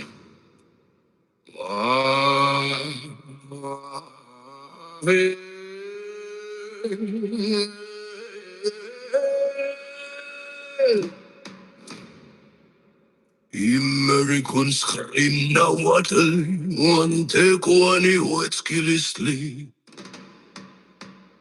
Will quit la 21 Epstein na matel. Motlang kwa kitsa one quinte mo a Coco Square.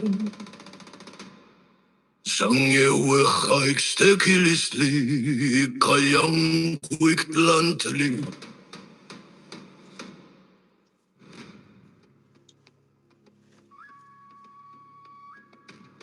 Ipto is la katini kanena pilia. Se quit la polol tillislik maga ikame. Die Johnson Quimatitlän, Tetzawitel, Tiklatia, Tignamaga Kali, Sagiga Fastis, Tamoil, Lisli. Singo Stanos, Pilgitin, Namadi, Potlatol, Poportilis, Zanigmaga, Whiskey, La Pore, Motelamque, Anquique, Patalamadilseli, Whiskey, not Lada, Quaglatem. What do I say?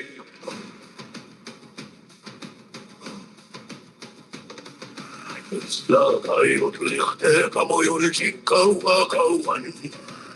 Konstitution Leiban Reichstag an. Reise amodio pixkawan Gestapo gemaudiao pleka.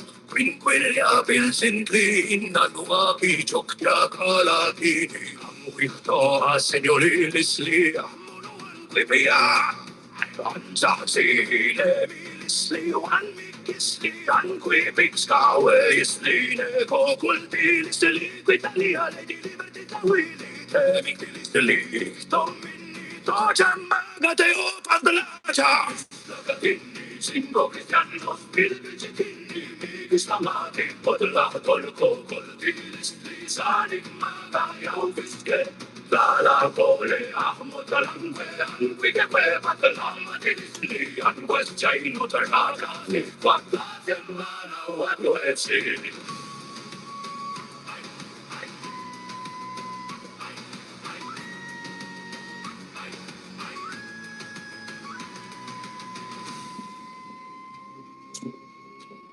Nin American scream Trump tlamantli Kampatlau kulisli San Dominic stekilisli tlaweli lok pololtilisli Sanche amoxli anquipo atlen anquipolo anquitlatia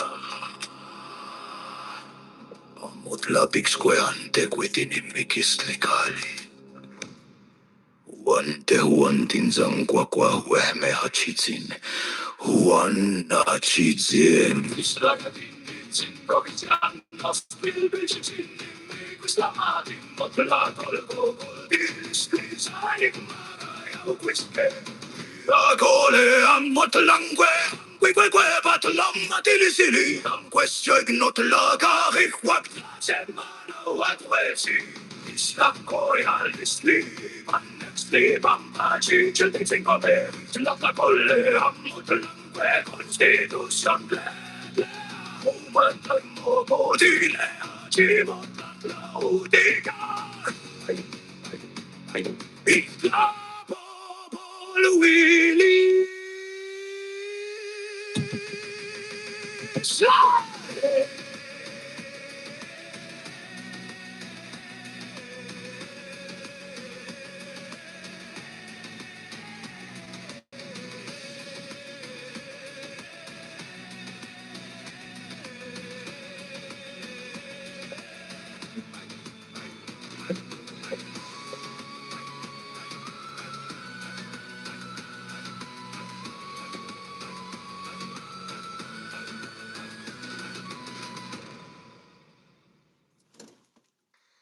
Antifa FM. Antifa FM. Rave against the regime. The resistance on your stream. Never give up. Never give in. Antifa FM. Thanks for turning us on. Spread the love and fuck the fascists!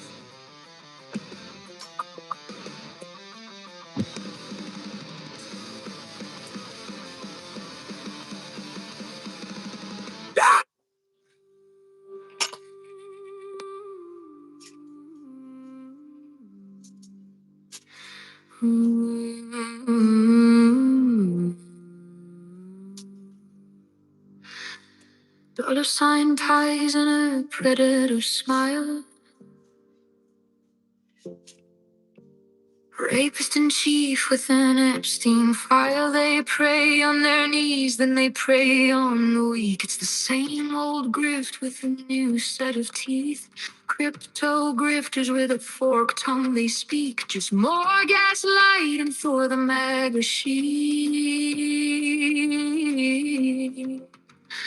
Katie Johnson knows what monsters you hide while you sell off the White House with fascist pride. Fake fuck nations that pay to love and hostage. You don't fun hate, it's just for the MAGA army. Sinners, not winners, you're tipping the scales, bleeding the poor while democracy fails. Those alternative facts from your sycophant choir, Constitution burning in your Reichstag fire. ICE is your Gestapo terrorizing the streets, ripping kids from their mothers, making migrants weep. You preach family values you can't even keep. You scream pro-life.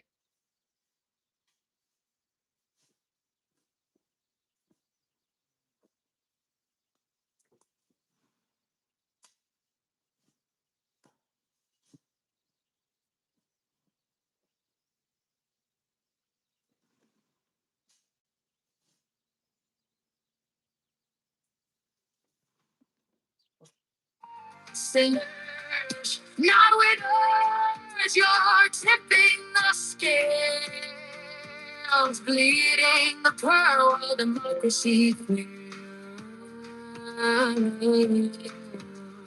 This is the American scream, trumpation, where charity's a tax stay, a cruel nation. The only book you read is the one you can censor and burn. You're not shepherds, you're the slaughterhouse men, and with just the cattle again and again. Nazis. Christians, they go to Nazis.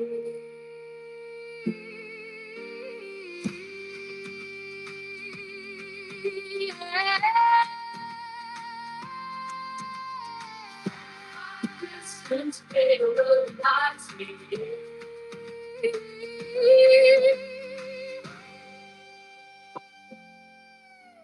Fake for Christians, pay to live in Nazis.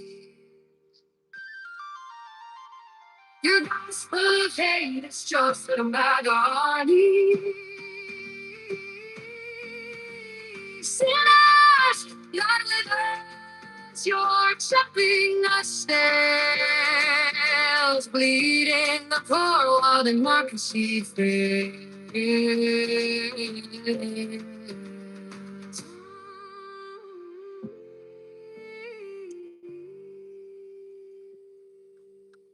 Freedom's in ashes, 'cause of a red hat as he.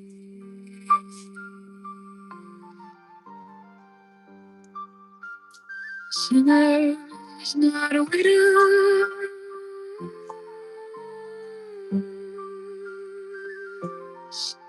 Constitution burning. Are you keep burning?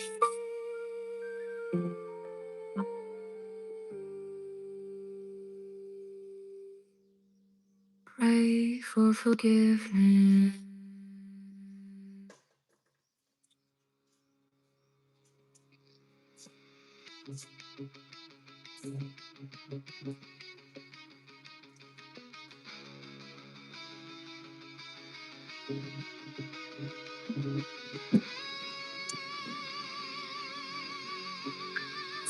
It's your voice, America. You know the truth.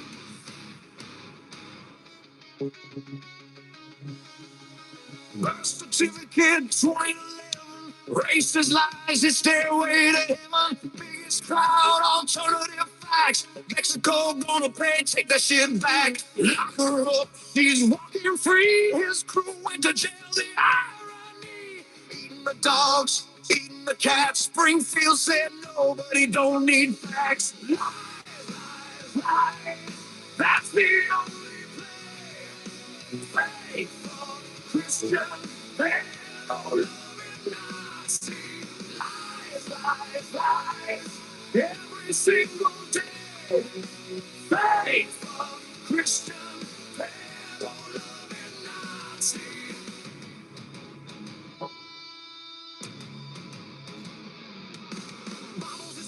Can't quote a verse, 2 Corinthians, but a miracle first. Never asked God for forgiveness once, held the Bible like a prop. What a stun. Epstein lies, but he barely knew. Very fine people, swastikas too. Sold you the fear and he sold you the hate. 30,000 lies is America great. Lies, lies, lies.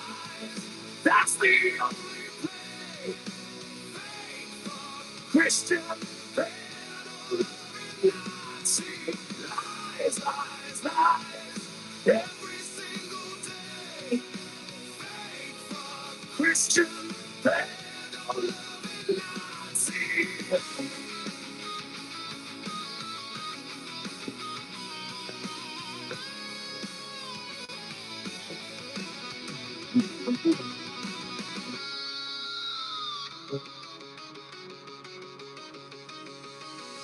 Price is down 500%. Sixth grader knows it's not how math went. Tariffs on taxes, you pay the bill. Stealing your money and lying still. All in election 60 courts said no. January 6th, watch it all burn. Million COVID dead, it's gonna disappear. Floods over shit year after year. Lies, lies, lies. That's the only Christian faith. Lies, lies, lies. We see right through you. Christian, we're coming for you. Lies, lies, lies. We see through the lies, lies. We see through the lies.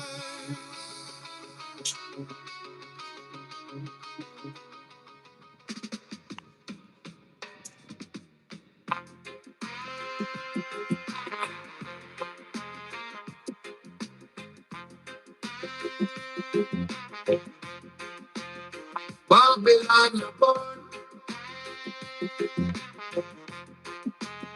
Babylon born.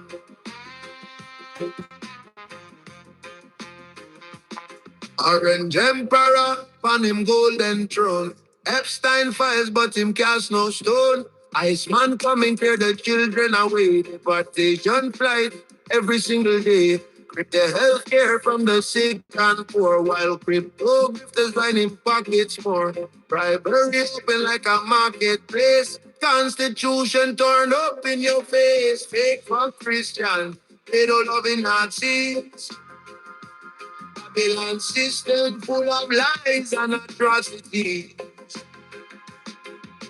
Fake for Christian, pedo loving Nazi.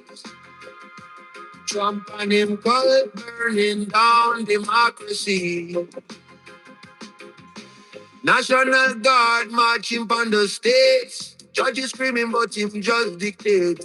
East wing crumbling, him don't even care. Venezuelan fishermen bomb from the air. Palestine bleeding while him counting gold. Genocide separate, they watch the horror unfold. Book man, word man, and the rainbow too. Brown skin, trans life, them want to silence you. Fake for Christian, they don't love Nazis. Babylon system full of lies and atrocities. Fake for Christian, they don't love Nazis. Trump and him God burning down democracy. Rule of law gone away. MAGA call, lead we astray. Them preach Jesus, but them worship it. Fascist future if we hesitate. Every scandal just another day. While the Constitution fade away. Rise up now before it all too late. Babylon must fall, we control with faith. From the ashes we go build it new. One love standing, Jah will see us through. Fake for Christians, they don't love Nazis. Babylon system full of lies and atrocity. Fake for Christian, they don't love Nazis. Trump and them call it burn him down democracy.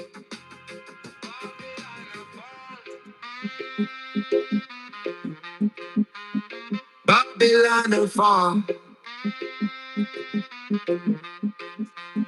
Babylon the farm. Babylon the farm.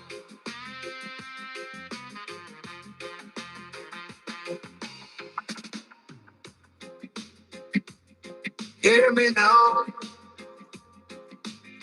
The mad king sitting on the throne of life. Better photos with them Epstein ties. Rappers in Jeep with them predator eyes. Drifting fell on every word I lie. Malignant narcissist ego to the sky. Pardon the dealers, free this edition mob. Violent criminals back out on the job. Cheater and thief from him very first breath. In the nation, dry unto death. Fake for Christians, pedo loving Nazis. Mad King Donald and them cult of atrocity. Fake for Christians, pedo loving Nazis. Burn down Babylon and all them policies.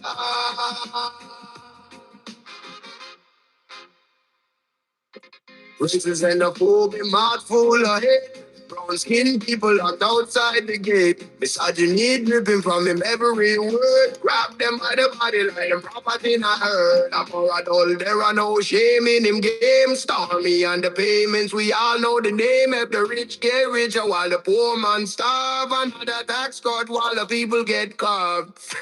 Christians, pedo loving Nazis, Mad King Donald and them cult of atrocity. Fake fuck Christians, pedo loving Nazis, burn down Babylon and all them policies.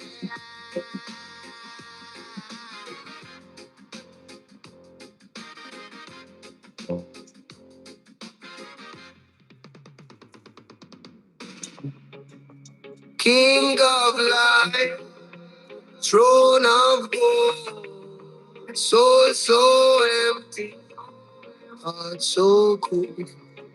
Dictator dream, freedom soul. The truth been told, now the spirit Messiah to the Maga plot. Worship the conman round the clock.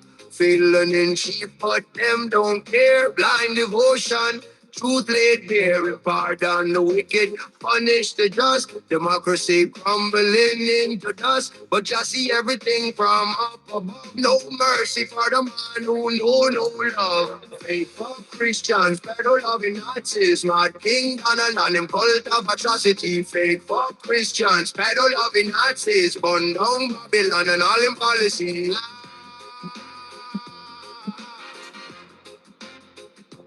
Mad King Donald. Jah will judge them all.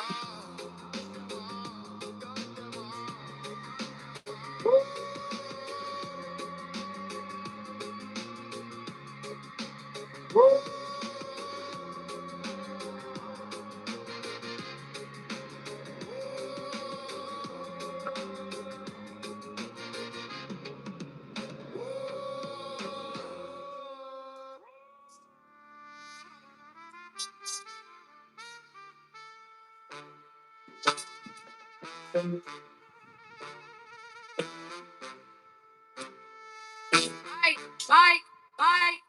Falso cristiano de mierda, nazi amante de pedo. Falso cristiano de mierda, nazi amante de pedo. Falso cristiano de mierda, nazi amante de pedo. Clávalo, clávalo. Falso cristiano de mierda, nazi amante de pedo. Falso cristiano de mierda, nazi amante de pedo. Falso cristiano de mierda, nazi amante de pedo. Falso cristiano de mierda, nazi amante de pedo. Falso cristiano de mierda, nazi amante de pedo. Crucifícalo. Llegan en camiones negros, luces rojas y azules parpadeando. Desgarrando familias en la noche muerta, nada nuevo en el andén. Niños en jaula, madres llorando, padres desaparecidos sin rastro. Mientras el hombre en la torre dorada se rinde la cara de América. El Castro firma las órdenes, bombea el puño, dice que por seguridad. Pero el rodeo vestido de gorra roja, sonriendo banderas de vergüenza y maldad. Falsos cristianos de mierda, nazi amante de pedo. Falso cristiano de mierda, nazi amante de pedo. Falso cristiano de mierda, nazi amante de pedo. Clávalo, clávalo. Falso cristiano de mierda, nazi amante de pedo. Sángalo. Falso cristiano de mierda, nazi amante de pedo. Sángalo. Falso cristiano de mierda, nazi amante de pedo. Crucifícalo. Falso cristiano de mierda, nazi amante de pedo. Crucifícalo. Falso cristiano de mierda, nazi amante de pedo. Crucifícalo. Perdona a los criminales que llevan sus colores con orgullo. Llama a los Proud Boys buena gente. Ante la multitud en bullicio, asaltaron el Capitolio con banderas, sogas balanzándose en el aire. Mientras él lo veía en TV, sonriendo sin un cuidado en el mire. Ahora vuelve con venganza, prometiendo la ronda 2. Deportarlos a todos, encerrarlos, si no se parecen a vosotros. Falso cristiano de mierda, nazi amante de pedo. Falso cristiano de mierda, nazi amante de pedo. Falso cristiano de mierda, nazi amante de pedo. Cábalo. Falso cristiano de mierda, nazi amante de pedo. Sángalo. Falso cristiano de mierda, nazi amante de pedo. Sángalo. Falso cristiano de mierda, nazi amante de pedo. Crucifícalo. Falso cristiano de mierda, nazi amante de pedo. Crucifícalo. Falso cristiano de mierda, nazi amante de pedo. Crucifícalo. Ice en las sombras, asaltando trabajos al amanecer. Trabajadores desvaneciéndose como fantasmas, familias rotas al ver. Trump en el escenario gritando sobre invasores y crimen. Mientras su partido está lleno de depredadores haciendo tiempo. Proyecto 2025. El blueprint para el fin. Retroceder el reloj 100 años. Llamar a eso. Hacer América grande de nuevo. ¡Falso cristiano de mierda! ¡Nazi amante de pedo! ¡Ay, cae! ¡Falso cristiano de mierda! ¡Nazi amante de pedo! ¡Ay, cae! ¡Falso cristiano de mierda! ¡Nazi amante de pedo! ¡Pégalo! ¡Pégalo! ¡Falso cristiano de mierda! ¡Nazi amante de pedo! ¡Sángalo! ¡Falso cristiano de mierda! ¡Nazi amante de pedo! ¡Sángalo! ¡Falso cristiano de mierda! Crucifícalo, falso cristiano de mierda, nazi amante de pedo. Crucifícalo.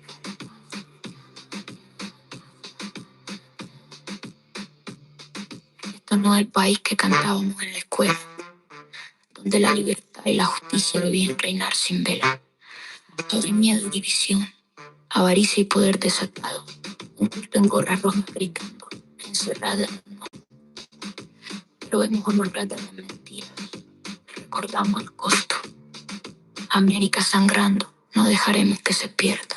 ¡Falso cristiano de mierda! ¡Nazi amante de pedo! Vuestro reino de oro será un reino de rodillas. ¡Falso cristiano de mierda! Nazi amante de pedos, tómanos América de vuelta de vuestras fantasías enfermas.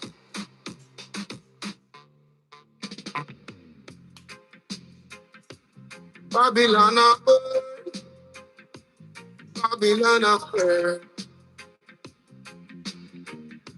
Hey, Orange Emperor on him golden throne. Epstein files, but him cast no stone. Iceman come and tear the children away. Deportation flights every single day. Rip the healthcare from the sick and poor, while crypto grifters line in pockets more. Bribery open like a marketplace. Constitution turn up in your face. Fake for Christians, pedo loving Nazis. Babylon system full of lies and atrocity. Fake for Christians, pedo loving Nazis. Trump and him pull turning down democracy.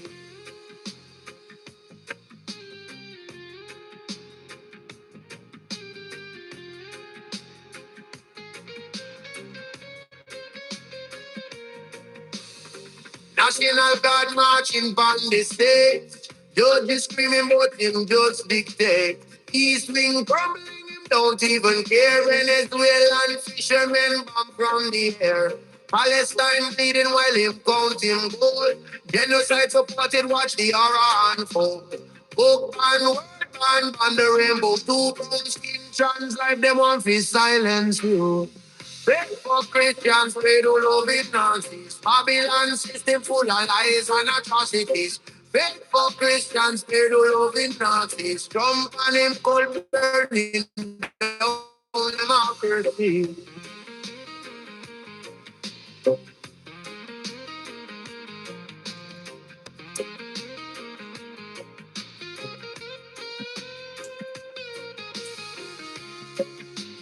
Rule of law, gone away. Maga God, lead we astray. Them preach Jesus, but them worship hate. Fascist future if we hesitate. Every scandal just another day while the Constitution fade away. Rise up now before it all too late. Babylon must fall, we control with faith. From the ashes we go build it new. One love standing Jah will see us through. Pray for Christians, pay to love it Nazis. Babylon system full of lies and atrocities. Pray for Christians, pay to love it Nazis. Trump and him cold burning down democracy.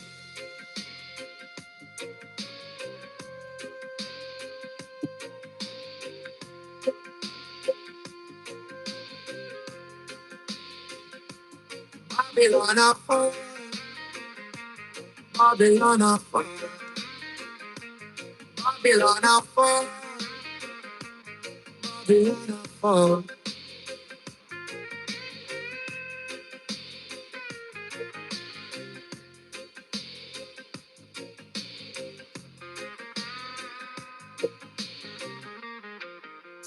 Motherfucking Orange Messiah!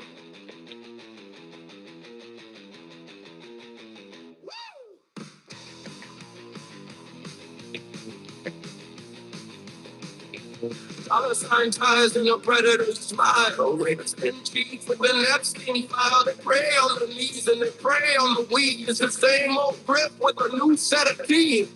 Criminal grifters with a forked tongue they speak. Just all gaslighting for the MAGA sheep. Katie Johnson knows the monsters you hide while they stare off the White House with fascist pride. Take for Christians, they don't live in Nazi. Your gospel of hate is just for the mega.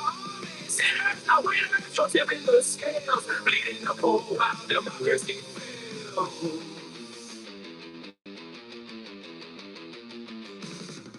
Ten-year facts from your sycophant choir, Constitution burning in your right stack fire.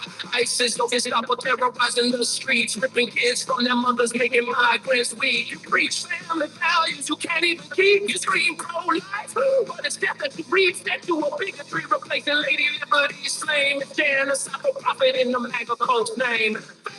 Christians, they don't love it, Nazi, your gospel of hate is just for the MAGA. Now winners are tipping the scales, leading the whole wild democracy fails. This is the American Scream, Trump edition, where charity's a tax scam, a cruel omission. The only book you read is the one you can censor and burn. You're not shepherds, you're the slaughterhouse men, and we're just a cattle, again and again.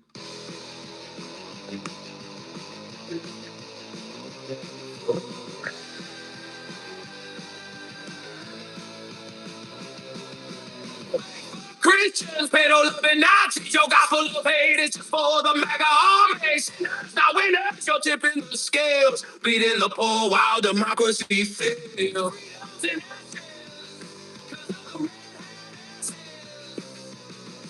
Now winners, Constitution.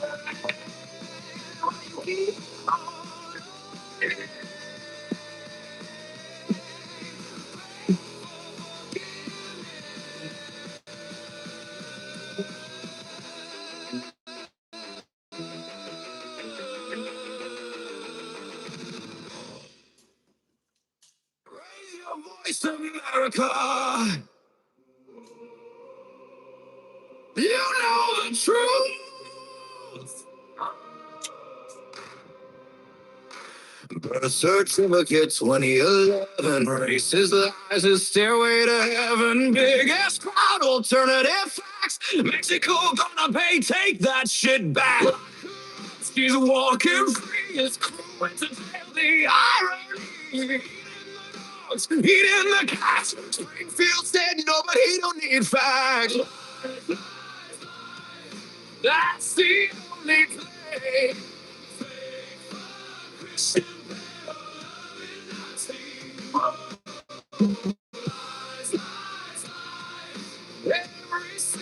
day. Fakes for Christian pedal loving Nazi.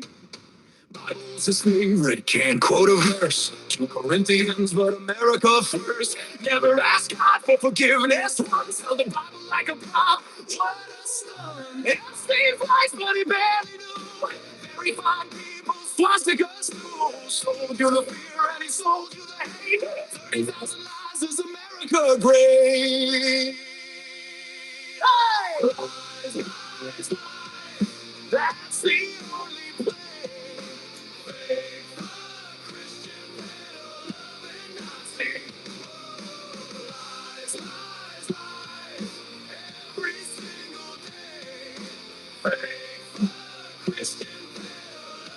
Nazi. Drug prices down 500%. Sixth grader knows it's not a math win. Tariffs on taxes, you pay the bill. Stealing your money and lying still. Stolen election, 60 courts said no. January 6th, watch it all burn slow. Million COVID, it's gonna disappear. There's always shit year after year.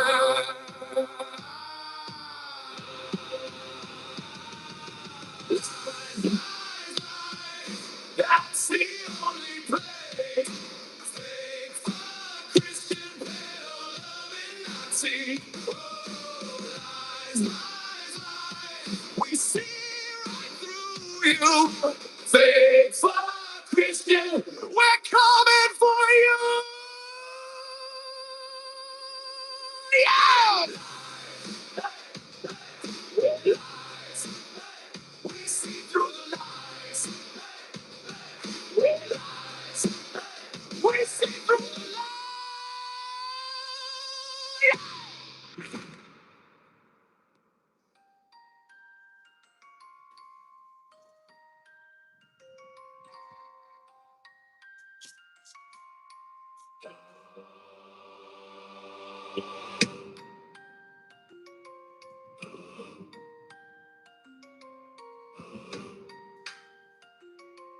Yo, got you.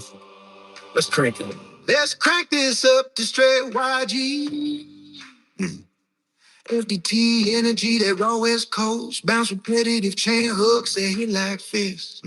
Versus slicing through the bullshit with zero chill. We're talking fake fuck, Christian pedal love and Nazi as the ultimate diss track on hypocrite. Holy rollers, child praying robes and swastika waving and Alice pounding 808. Snarling delivery crowd scream. No cap off fire, here's the full track. They pray in the pews, but pray in the dark. Cross on the neck, devil in the heart. Ice jack boots marching, Gestapo blow up. Undocumented dreams getting stomped in the mud. Time to call it out. Pedal of a Nazi. Hide behind the Bible, but your soul's getting flashy.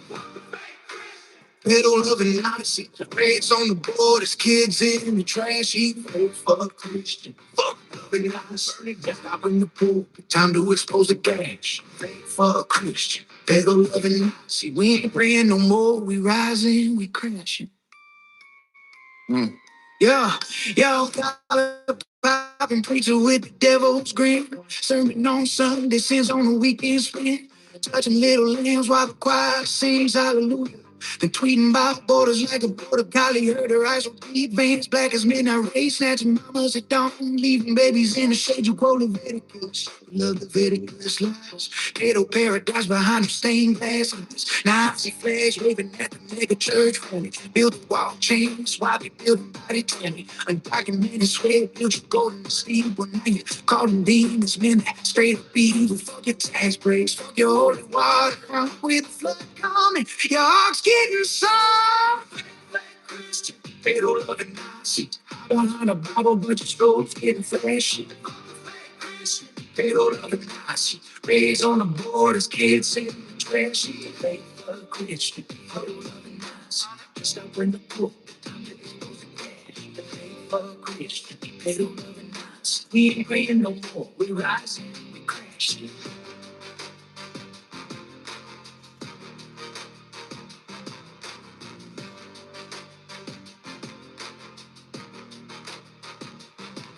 Yeah, all right, all the boys with the tiki torch flags, preaching purity while they protecting the prayers. Family values, my ass is a family of frauds, covering tracks like confessional bras. Ice ages, pray before the dawn sweet, covering dreams in the street, making grandma sweet. You love the orange arrow, tweeting from the throne, but your God's getting ghosted when the truth is shown. Little rings ringing like your collection plate. Lots of youth groups in the basement. We ain't documented, but our fires undocumented. You burning through the hypocrisy, straight exposing you no more. Turning cheeks, we flipping the script, revolution in a rhyme. Watch the empire slaves. Fake fuck Christian, pedo loving Nazi. Tear it down. Ice Gestapo, your time's up. Revolution. Yeah, fuck the fraud. There it is. Pure rage, repetitive like FAT. But laser focused on the fake high and raise. Spit it over that G-Funk bounce. And it's a banger. Want a bridge, more verses, or a beat breakdown. Let's iterate.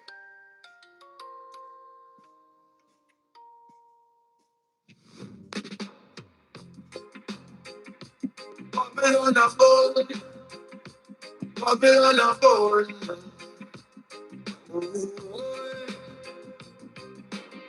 Orange Emperor upon him golden throne. Epstein files, but him cast no stone. Iceman come and tear the children away. Deportation flights every single day. Rip the healthcare from the sick and poor, while crypto grifters lining pockets more. Bribery open like a marketplace. Constitution torn up in your face. Faithful Christian, pedo loving Nazis. Babylon system full of lies and atrocity. Faithful Christian, pedo loving Nazis. Trump and him called burning down democracy. National Guard marching on the state. Judges screaming, but him just dictate. East wing crumble, him don't even care. Venezuelan fishermen bomb from the air. Palestine bleeding while him count him gold. Genocide supported, watch the horror unfold. Book ban, word ban the rainbow too. Brown skin, trans life, them want to silence you. Fake fuck Christian, they don't even Nazi. Babylon system full of lies and atrocity. Fake fuck Christian, they don't loving Nazis. Trump and him call burning down democracy. Rule of law, gone away. Mother God, lead we astray.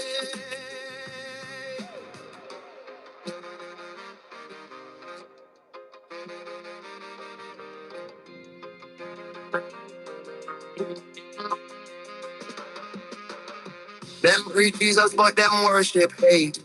Fascist future if we hesitate.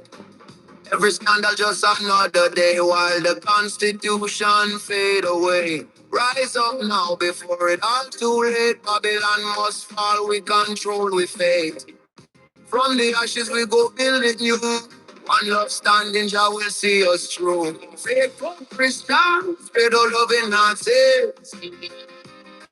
Babylon system full of lies and atrocity. Faithful Christians, pedo loving Nazis. Trump and him called burning down democracy.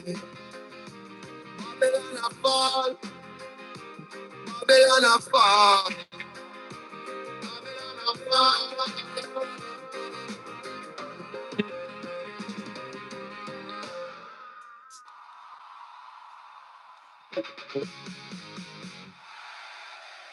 Status quo. Corporate media buried it. We went there anyway. On the ground in the trenches, covering corruption, worker exploitation. The protests they pretend don't exist. Funded by working people, not billionaires. Independent news, the real kind. We show up when they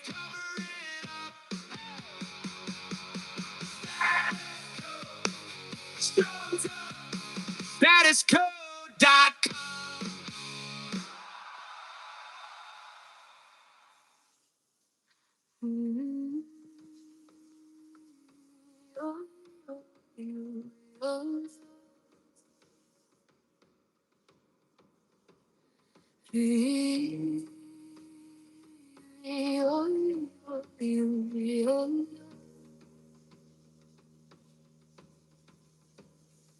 They put children in cages and called it policy. Separaron familias y lo llamaron ley. Cruzamos el desierto con sed y con miedo, buscando una vida, no buscando dinero. Mi hijo en mis brazos, mi fe en el cielo. Llegamos con nada, solo con sueños. No somos criminales, no somos animales, somos humanos, somos humanos. All right. It's here. Anyone here? No one? Three. And now I'm sticking in this hole here. Plug this hole.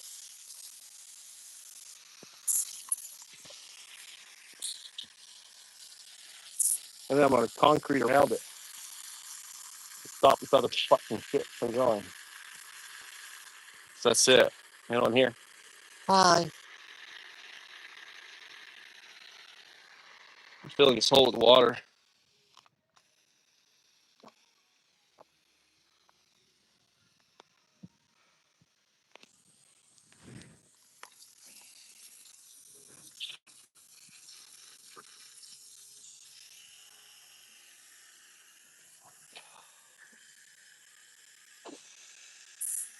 So this car will be able to park right up to it. I just won't let it grow anything in front of it.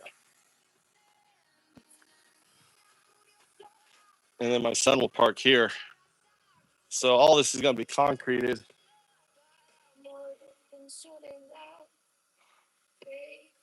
Found all these rocks. I'm going to concrete around them. That's it.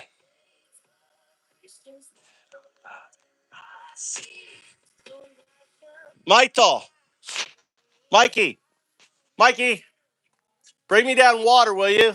A 2 liter. Thank you.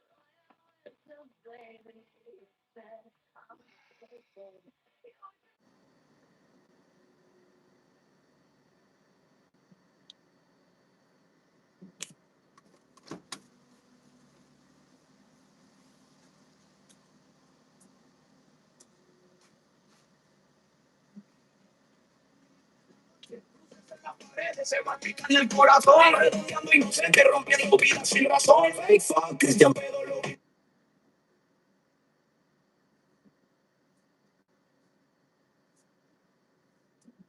y sabe, lo están haciendo, sabe. La historia que no se detiene.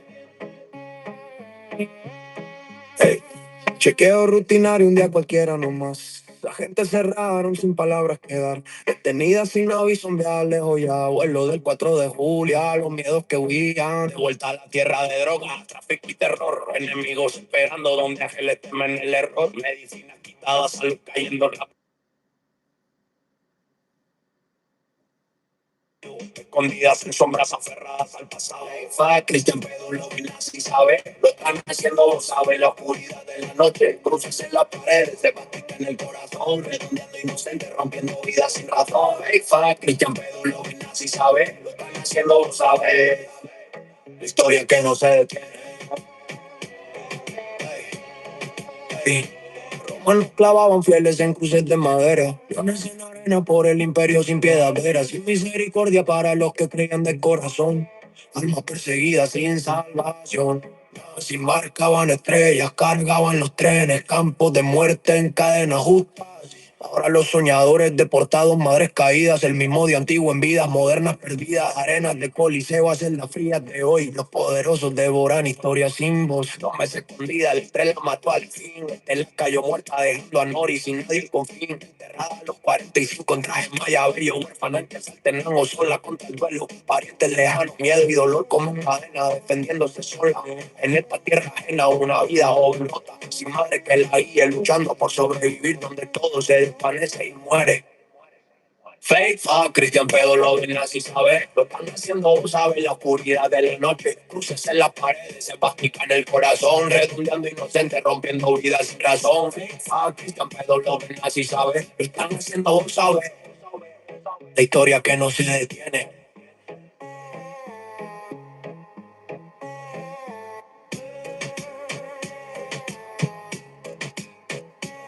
Sabe.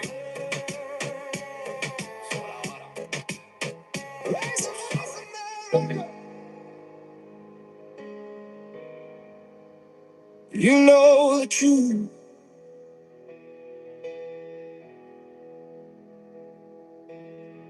Birth certificate 2011.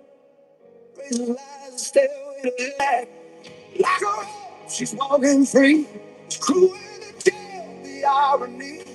Eating the dogs, eating the cats. Springfield said nobody don't need facts. Lies, lies, lies. That's the only play. Fake for Christian. Pedal love and not see. Lies, lies, lies. Every single day. Fake for Christian. Pedal love and not see.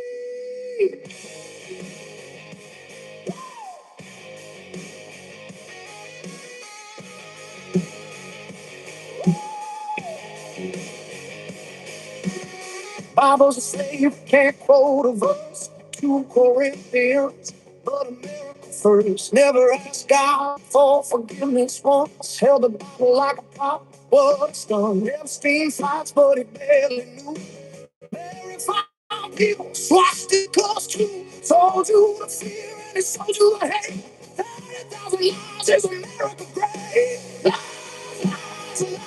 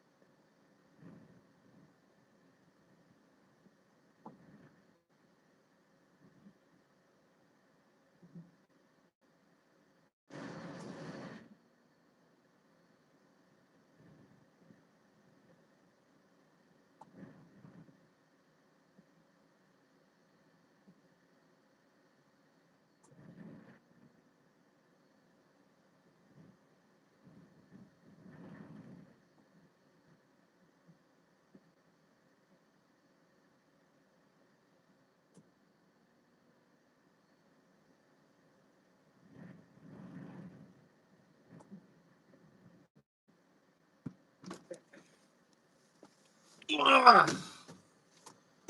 Forgot my fucking car was on. Look, JS. Are you there? Anyone here?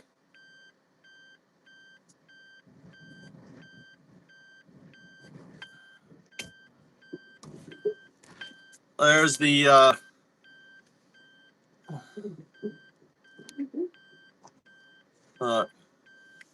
look, I moved the tree over. I cut it. So the tree is staying. You see the tree? I got this whole area. I just gotta frame it out next. All right. But I'm gonna keep the tree in the back there. So I'm gonna extend it back. I'm gonna keep that back part. So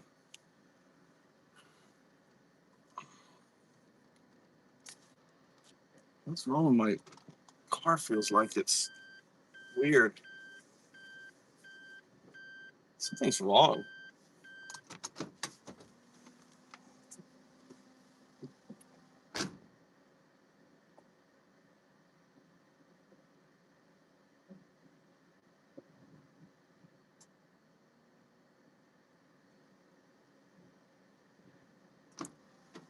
The car's feeling really weird. I don't know.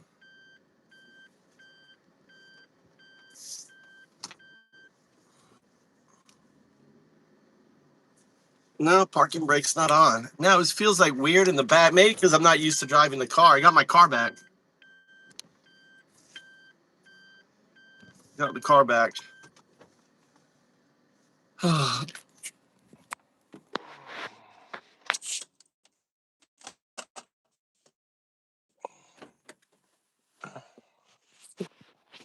was getting some. I was getting some rosemary for cooking. Only to realize that the car was still running. Some rosemary. I'm gonna do some lemon balm. Let me give him a bunch of lemon balm.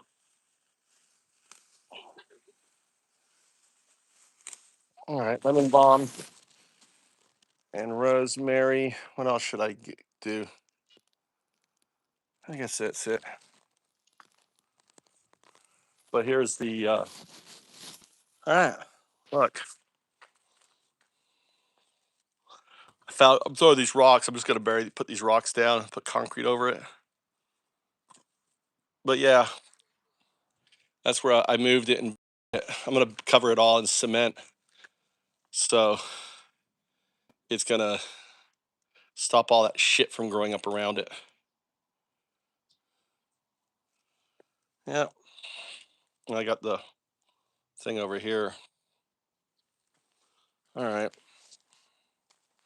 Let's go cook. Making spaghetti. Making spaghetti. I'll be in school till 9.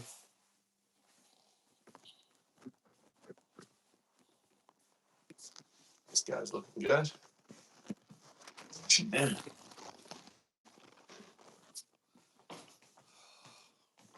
Smells good.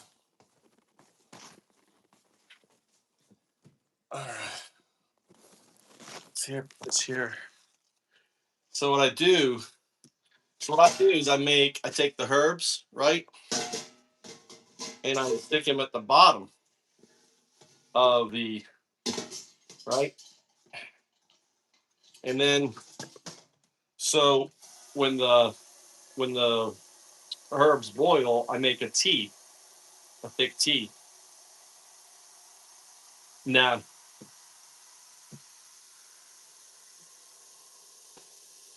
maybe later. The guy did call.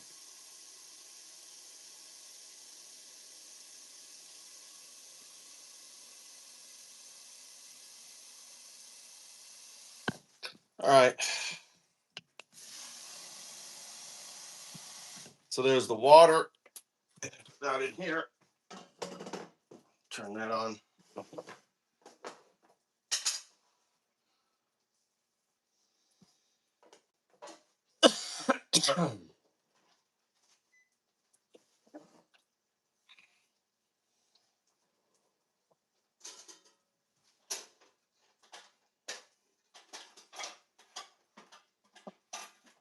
Where is the?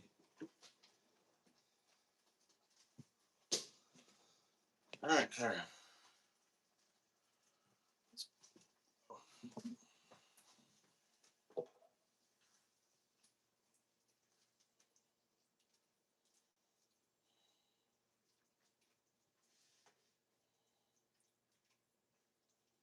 I want to do 3 cans or 2 cans.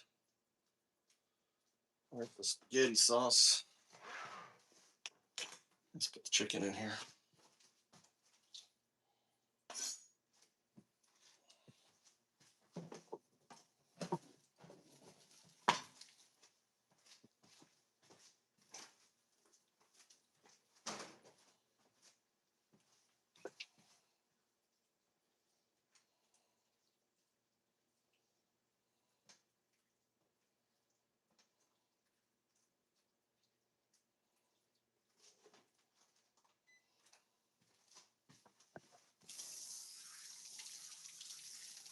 He hasn't started yet. They got him roped in. He hasn't started yet. They got him. He went to an orientation. Got the money. You know, it's fucking, bullshit. It's out of my. Not worried about it.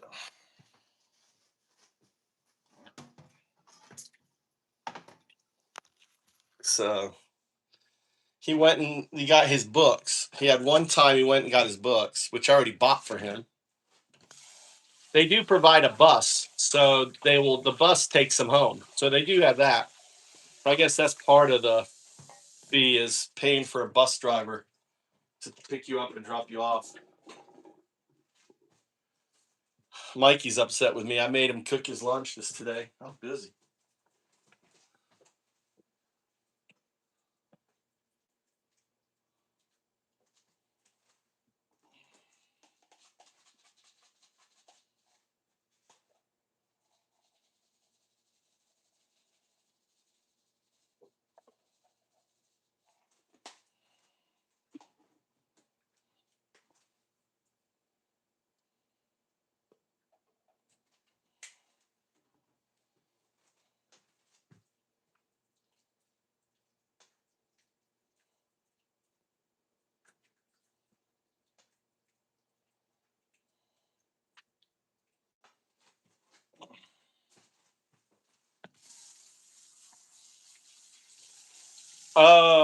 No, I've been working. I've been working on that stuff. Mikey was at school. He got off early. And he was like, I'm hungry. I said, well, there's food in the kitchen. Go make yourself. There's a pizza in there, whatever.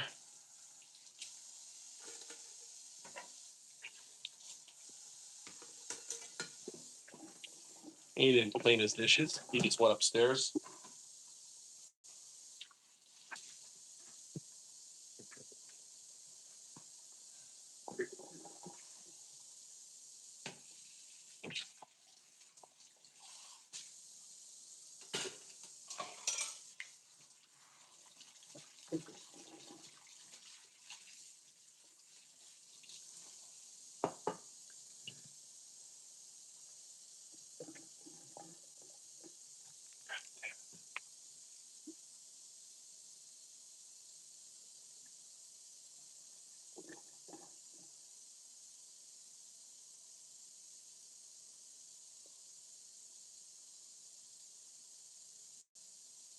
Why is this not working? America's what you asked, you asked, you asked. This is what you asked for. You years old, 2 years old. How many kids gotta die?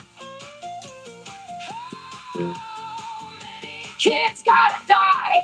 2 years old. Christians fell loving Nazis. Every rally, every act, every amen. 2 years old. Now testify. Orange Josué Hernandez Reyes. 2 years old. Love of my life. The boy I asked to bring home. I asked. And you voted, you knew.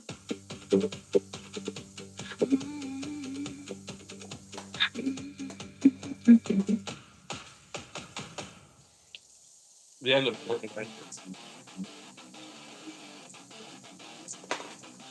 Fight Christian, I don't love it, Nazi. Fight Christian, I don't love it, Nazi.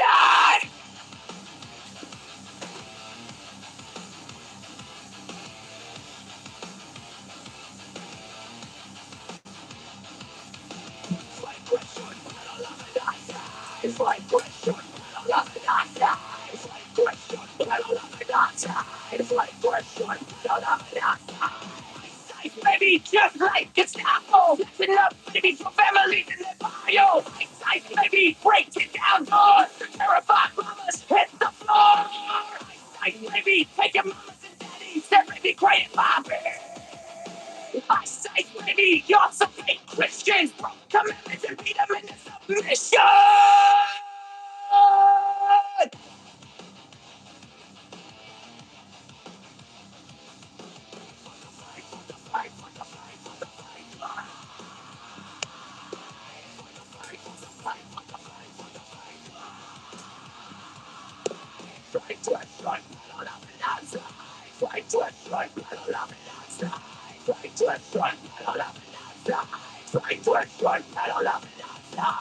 This was my homie, the only fake homie to turn on me. Phone, take a savior, whitewashing his anger. The same savior you killing in his manger. Can't believe it's something you're destiny. God ain't walking through you and me. Why you scared? Why you so scared? What's in your chest, but there's no one there.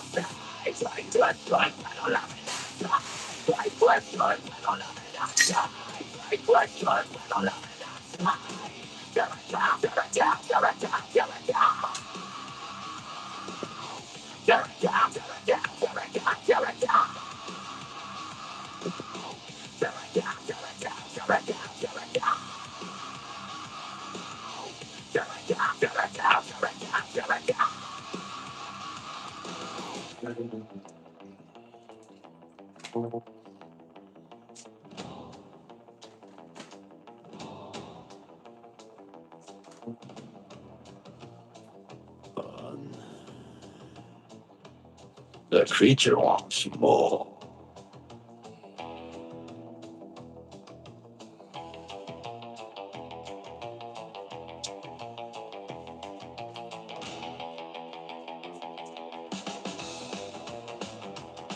He crawled out from his golden cricket, drooling on the mountain cricket. Green Lane, baby, you look so fine. Canada, honey, next in line. He don't need no international law, just the hunger in his big orange jaw. Nobel Prize slipped through his claws. Now he's coming for the frozen shores. Fake for Christians, fatal loving Nazis. He's the thing that just won't die. Not for sale, you close to late manifest. Get it, please. Lie. 85% said scram. Get your tiny hands off our land. Yankee go on the screen. This ain't the future that you dream. Denmark's and the soldiers know the monsters stumble back and forth. Red, white, and blue land. What a joke. Spray tan demon in blood red cloak. Fake Christians, fail loving Nazis. He's the thing that just won't die. Not for sale, you creepy crawling. Manifest destiny's a lie. kids will ever work. What's going on here?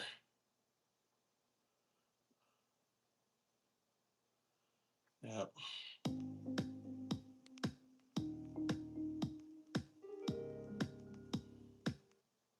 Well, we took a nice long weekend for ourselves, so of course we were rewarded with a giant pile of awfulness upon our return. The worst of it being a deadly mass shooting at a mosque in San Diego, perpetrated by two teenage neo-Nazis who killed 3 people and would have killed more if not for the heroic actions of a security guard who gave his life defending the victims. And the fact that this occurred at a time when hatred towards Muslims in this country is probably the worst it's been since the early 2000s. I don't think it's a coincidence. And it's not fringe, it's pretty mainstream because the fringe is pretty mainstream now. Yeah. Like you could call Laura Loomer a fringe crackpot, but she's also a close advisor to the president of the United States. And she didn't even wait until the bodies were cold to log on to X and simultaneously call the shooting a false flag, claim the victims want us all to be killed, call for the mosque to be raided by ICE and the FBI, and suggest that the best way to make sure Muslims are safe is to just deport all of them to the Middle East. And again, this goblin-faced cunt is not an outlier. She's very well connected to the levers of power and is only slightly more unfiltered than her friends currently running this country. Mm-hmm. So rest in peace to the victims who this should have never happened to. Rest in piss to the fucking monsters who did this. And a big, huge fuck you to the Laura Loomers of the world.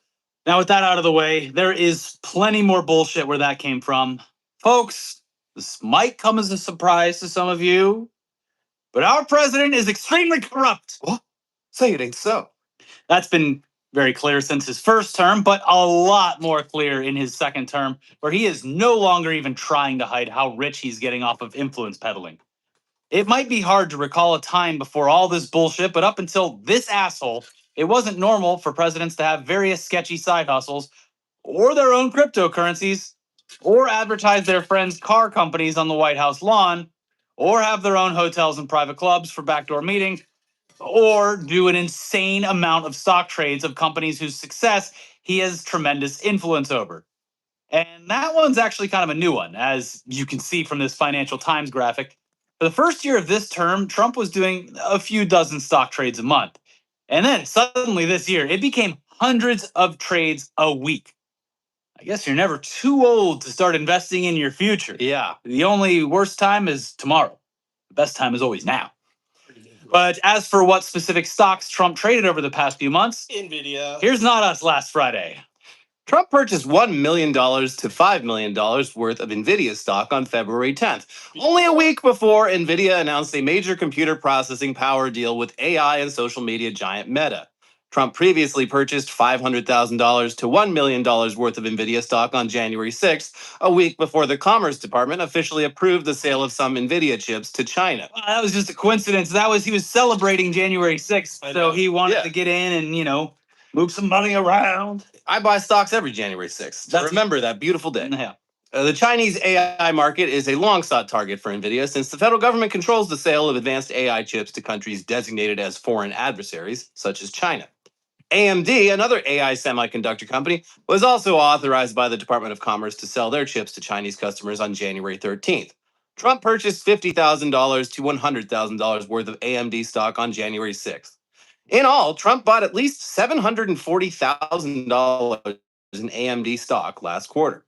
While the Trump administration spent billions of dollars on immigration enforcement and mass deportation efforts, Trump also invested in companies that contracted with immigration enforcement agencies, chief among them Palantir Technologies. Trump purchased at least $260,000 worth of Palantir stock during the first 3 months of 2026. In January alone, Trump bought $65,000 to $150,000 of Palantir stock. In February, Trump sold between $1.1 million and roughly $5.3 million of his Palantir stock. In March, Trump's Palantir stock purchases totaled between nearly $200,000 and $500,000. In February, Palantir struck a $1 billion agreement with the Department of Homeland Security to use the company's software in the president's deportation surge. Palantir also had a contract surpassing $1 billion with the Pentagon to develop AI systems to help orchestrate attacks. On February 10th, Trump also purchased $1 million to $5 million in shares of Axon, the company that makes tasers. Trump bought more Axon stock, valued between $15,000 to $50,000, on March 2nd, and also made a pair of sales each worth $1,001 to $15,000 around the same time. Immigration and Customs Enforcement outlined its plans to spend $220 million on tasers over 5 years on February 24th, Not Us first reported. The agency stated it wanted to purchase about 17,800 new tasers in what would be a major boon for Axon. ICE spent $2.2 million in January on body cameras from the Arizona-based company. Trump also spent millions of dollars on shares of other government contractors, including Microsoft, Boeing, Amazon, and Alphabet, the parent company of Google. Trump also traded stock in several companies led by executives who are traveling with the president on his trip this week to China. And obviously he already went on that. Yeah, among them, Apple, Meta, GE, Aerospace, Goldman Sachs, Citigroup, and BlackRock. Investigative news organization Sludge first reported Trump's disclosures, which he filed May 14th with the Office of Government Ethics. Very ethical. The disclosure indicates Trump made more than 3,600 individual stock and other financial trades during the first 3 months of 2026. This represents a shift in Trump's personal investing strategy, as he had largely avoided stocks and invested in corporate and municipal bonds during the first year of his second presidential term. That's like hundreds of trades a day. And the trading window is not that big. So The way that I feel like he's going to just play this, well, he won't be. Again, it is. There's a lot going on here. First, the fact that he is somewhat outwardly in favor of banning stock trades in Congress. well, not for him. Exactly. And then just like the fact that I believe that this will be explained away by saying that Trump is using an AI to do his stock trading. Like he handed off to an AI, and all that AI has to do is say, what stocks would be the most beneficial during a Trump presidency right now. And like he doesn't even have to fucking do anything. Yeah. And it was great. You can invest in SpaceX stock when it goes on the market in just a few months. Because look what it did for me. But no, the real answer is that this is actually just he knows exactly what he's doing. He's doing it intentionally. He's a corrupt president. And is funneling up as much money as humanly possible before he gets kicked out of office or dies of natural causes. Like the shit that happened with the IRS this past week. Yeah, like, we'll get to that. It's all just, it's so blatant that it's shocking. Yeah. It's not a bigger deal. Yeah. But yeah, I mean, Trump, of course, for his part, insists that he and his family, they have absolutely no involvement in any stocks trading. It's all being managed independently. Yeah. By a third party. Right. So It's managed by Grok. whoever that third party may be, they're doing all these trades. Suddenly out of the blue for the first time. I wouldn't be surprised if it was Barron. Very good with the cyber. Yeah. And very good with the stock. The thing about Donald Trump Sr. is he is not good with money. So whoever's doing it is taking it away from him. Yeah, and he has been smart enough throughout his 79 years on Earth to not really be a stocks guy ever before. Yeah.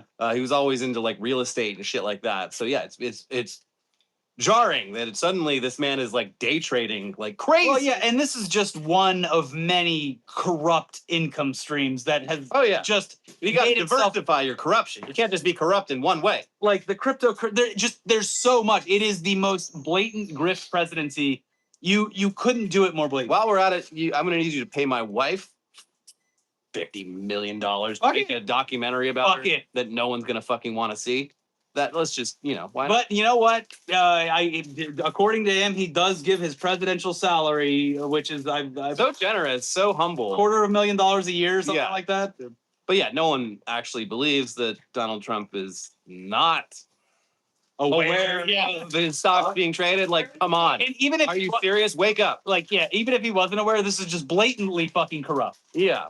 And what's wild is that, just a few months ago at his State of the Union address, Trump was calling for a ban on members of Congress trading stocks, which is one of the few moments that actually got bipartisan applause. Mm-hmm. And Trump's Republican Party does control both houses of Congress, so easy. Could do it if you want. Let's go ahead and pass that law. Yeah. But, the bill remains stuck because turns out dozens of House Republicans refuse to get on board. They're not ready to pull that ladder up yet. I still have unrealized gain. That's right. But yeah, interesting. But anyway, as blatantly corrupt as Trump's stock trading appears, it was quickly overshadowed this week by some other blatantly corrupt news. Yeah. And if you weren't aware, a few months back, Trump sued the IRS for $10 billion because several years ago, a government contractor leaked his tax returns to the media. What? No one's really sure how that got here. $10 billion in damages. And no one's really sure whether a president can even sue a government department that reports directly to him. Go to hell. It doesn't even matter anymore, folks. Trump has very graciously decided to settle How many did I say? against his own government agency in exchange for just a few small concessions, such as the IRS being banned from ever auditing Trump's taxes, and the DOJ setting up a fund to give your tax dollars to anyone that Trump thinks has been treated unfairly by the government, including probably January 6th rioters. It all comes back. January 6th. Market trading on the Day. Here's the Guardian. The Justice Department quietly added a provision barring the IRS from auditing Donald My Trump's wife's tax favorite word is returns, go to hell. amending a wide Go to hell. agreement that creates a secretive. I can't go to hell, Mama. I don't believe in hell. $1.776 billion fund I'm not to Christian. compensate allies of the president. The addendum, signed by Todd Blanche, the acting attorney general, says the government is forever barred. I'm not a and Buddhist either. precluded from examining the tax I'm returns atheist. of Trump, I'm his atheist. family, company, and Atheist. related companies. Oh. The agreement applies to anything filed before the agreement was reached. It was posted on the Justice Department website on Tuesday morning, a day after the department announced creation of the fund. The inclusion only adds to mounting scrutiny of the wider agreement reached on Tuesday. The arrangement was announced after Trump said he was dropping a $10 billion lawsuit against the IRS and other specious claims against the government in exchange for creating the compensation fund. IRS recommended fighting Trump's lawsuit, the New York Times reported on Tuesday, but the agency decided to settle it anyway, raising further questions about improper interference. Yeah. The fund will be run by 5 people, all subject to be fired at will by the president, and does not have to make public who it awarded money to or its reason for doing so. The most transparent administration in American history. Giving your tax dollars to convicted felons who probably a few pedophiles as well. Yeah. But people who attacked the capital of the country and giving them a big old prize on the 250th birthday. Well, they got put through some real trouble. Very unfair. Somehow that is small potatoes compared to the other big thing in there, which is that Trump, nor his family members, forever, nor his companies or relative companies can be audited ever by the IRS. Taxes up till now. So, I mean, yeah, sure, next year's taxes you could audit, but don't ever look at the 2025, 2024, 2023. There's nothing in there for you. And even if there was, you can't see it. You just have no space for a scooter. Let it go. See, again, we have space for a car, but not a scooter. What does a Trump supporter say to this? Like, behind my car? I haven't talked to my dad in a couple of days. I guess I'll have to give him a call tomorrow. That's not happening. I went to a national park this weekend, and I got the pass like I usually do, and he's fucking him and George Washington. Yeah, his face is on it, and you're not allowed to put a sticker on it. That voids your pass. I forgot that was the case, and I audibly went, "Oh God!" And the person who I don't even want to identify in any way, the ranger working there, was like, "Yeah, our park doesn't care about the stickers. If you want, you can get a sleeve. There are lots of Etsy sleeves out there." Why, Mikey? But it was just like, Mikey, they asked my dog of my entire life, having to remind myself, even on a day that is one of the beautiful days of my life, going to a beautiful national park to enjoy the scenery. Yeah, he's always got to be right there in the back. And he's right there staring at you, and it's an angry picture. He's angry in the picture. It's ridiculous. Well, he loves nature. He wants you to. It's Roosevelt. Everything is my fault. Well, his kids are. They love shooting wild game. Yes, that's what they love. So yeah, Trump did not get his $10 billion, but he got something potentially even more valuable: a get-out-of-jail-free card for any of the tax fraud that he and his family members may have engaged in up until now. But Trump he's not just a selfish guy; he's also very generously set up a massive fund paid for by. I haven't been in the house all day. January 6th rioters and other criminal scumbags can be compensated for having their crimes investigated. Right here. It's so unfair to them. Here's NBC News. I was outside working all day. The Justice Department announced Monday that it was establishing a $1.776 billion anti-weaponization fund after President Donald Trump moved to dismiss a $10 billion lawsuit against the IRS over the tax returns. Justice Department officials announced that Trump and his co-plaintiffs would drop their IRS lawsuit, as well as other claims of damages, in connection with the 2022 search of Mar-a-Lago, his Florida home, and in connection with the Russian collusion scandal, in exchange for creating a fund, which the Justice Department said set up a systematic process to hear and redress claims of others who suffered weaponization and lawfare. There it is. Yeah. The fund was established ahead of court deadlines in the IRS case, which would have required the Trump administration to explain whether there was an actual case to be heard, given Trump's control over the Justice Department's actions. Just so blatantly, intentionally corrupt, on its face, every aspect of the presidency. And Like, there's not even good. I know that, in the future, there will be a postmortem on all of this, and maybe there will be some. You would hope that- so. Joe Biden was just like, whatever. But like, Bygones be bygones. even books or insider information or whatever comes out eventually is going to, like, at what point do you just go, yeah, but they were just doing it out publicly. Yeah. Like, we already know all of it. And I guess that's the point. What are you going to do about it? So far, nothing. Michael, you're going to eat it now. Yes or no? It continues. The massive fund would give January 6 rioters pardoned by Trump a mechanism to seek payouts for their claims of government overreach. The fund could even issue formal apologies to people who made claims against the government, the announcement said.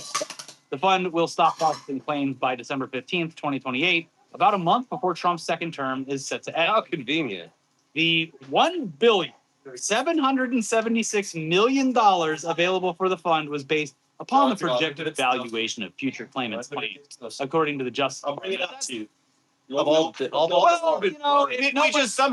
We did some math, and it did manage to add up to the year of our nation's birth, which a number that our president is fucking obsessed with. You see, it just sort of worked out that way. If you can't have all that money sitting there waiting for people to just claim it, and then you find reasons to deny the claim, and then all that money's left over. Well, you give it to the guy who set up the fund out of the goodness of his own heart. Right. We reached the expiration. We didn't use all of it. So you give him nearly $2 billion. Yeah, I guess I'll just make that to go. Yeah. Well, I tried. Mm-hmm. But much like all of the rebates that everyone gets in the mail, they just didn't fill out the card. Yeah. Look, can I get a to-go box? Look, or my weaponization fund? Donald Trump saw what class action lawyers did and said, I'm going to take this a step further.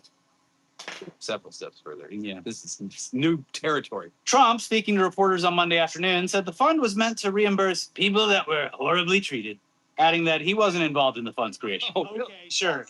Asked whether people who committed violence against Capitol police officers should be eligible for compensation, Trump said, it'll all be dependent on a committee being set up of very talented people, very highly respected people. So not a no.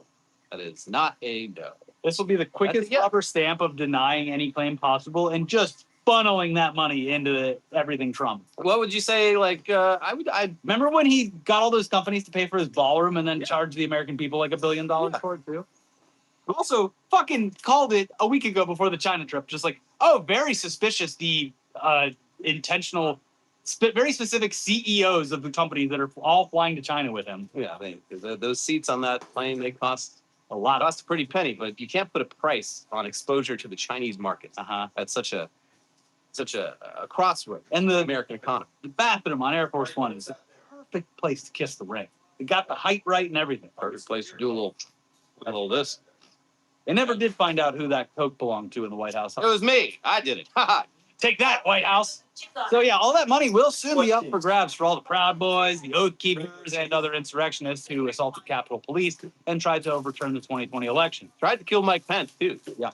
They all already got pardoned, but now they're getting compensated by you, a person who presumably did not storm the U.S. Capitol and who has been told your whole goddamn life that things like single-payer health care are things we simply cannot afford. How are you going to pay for it? How are you going to pay for it?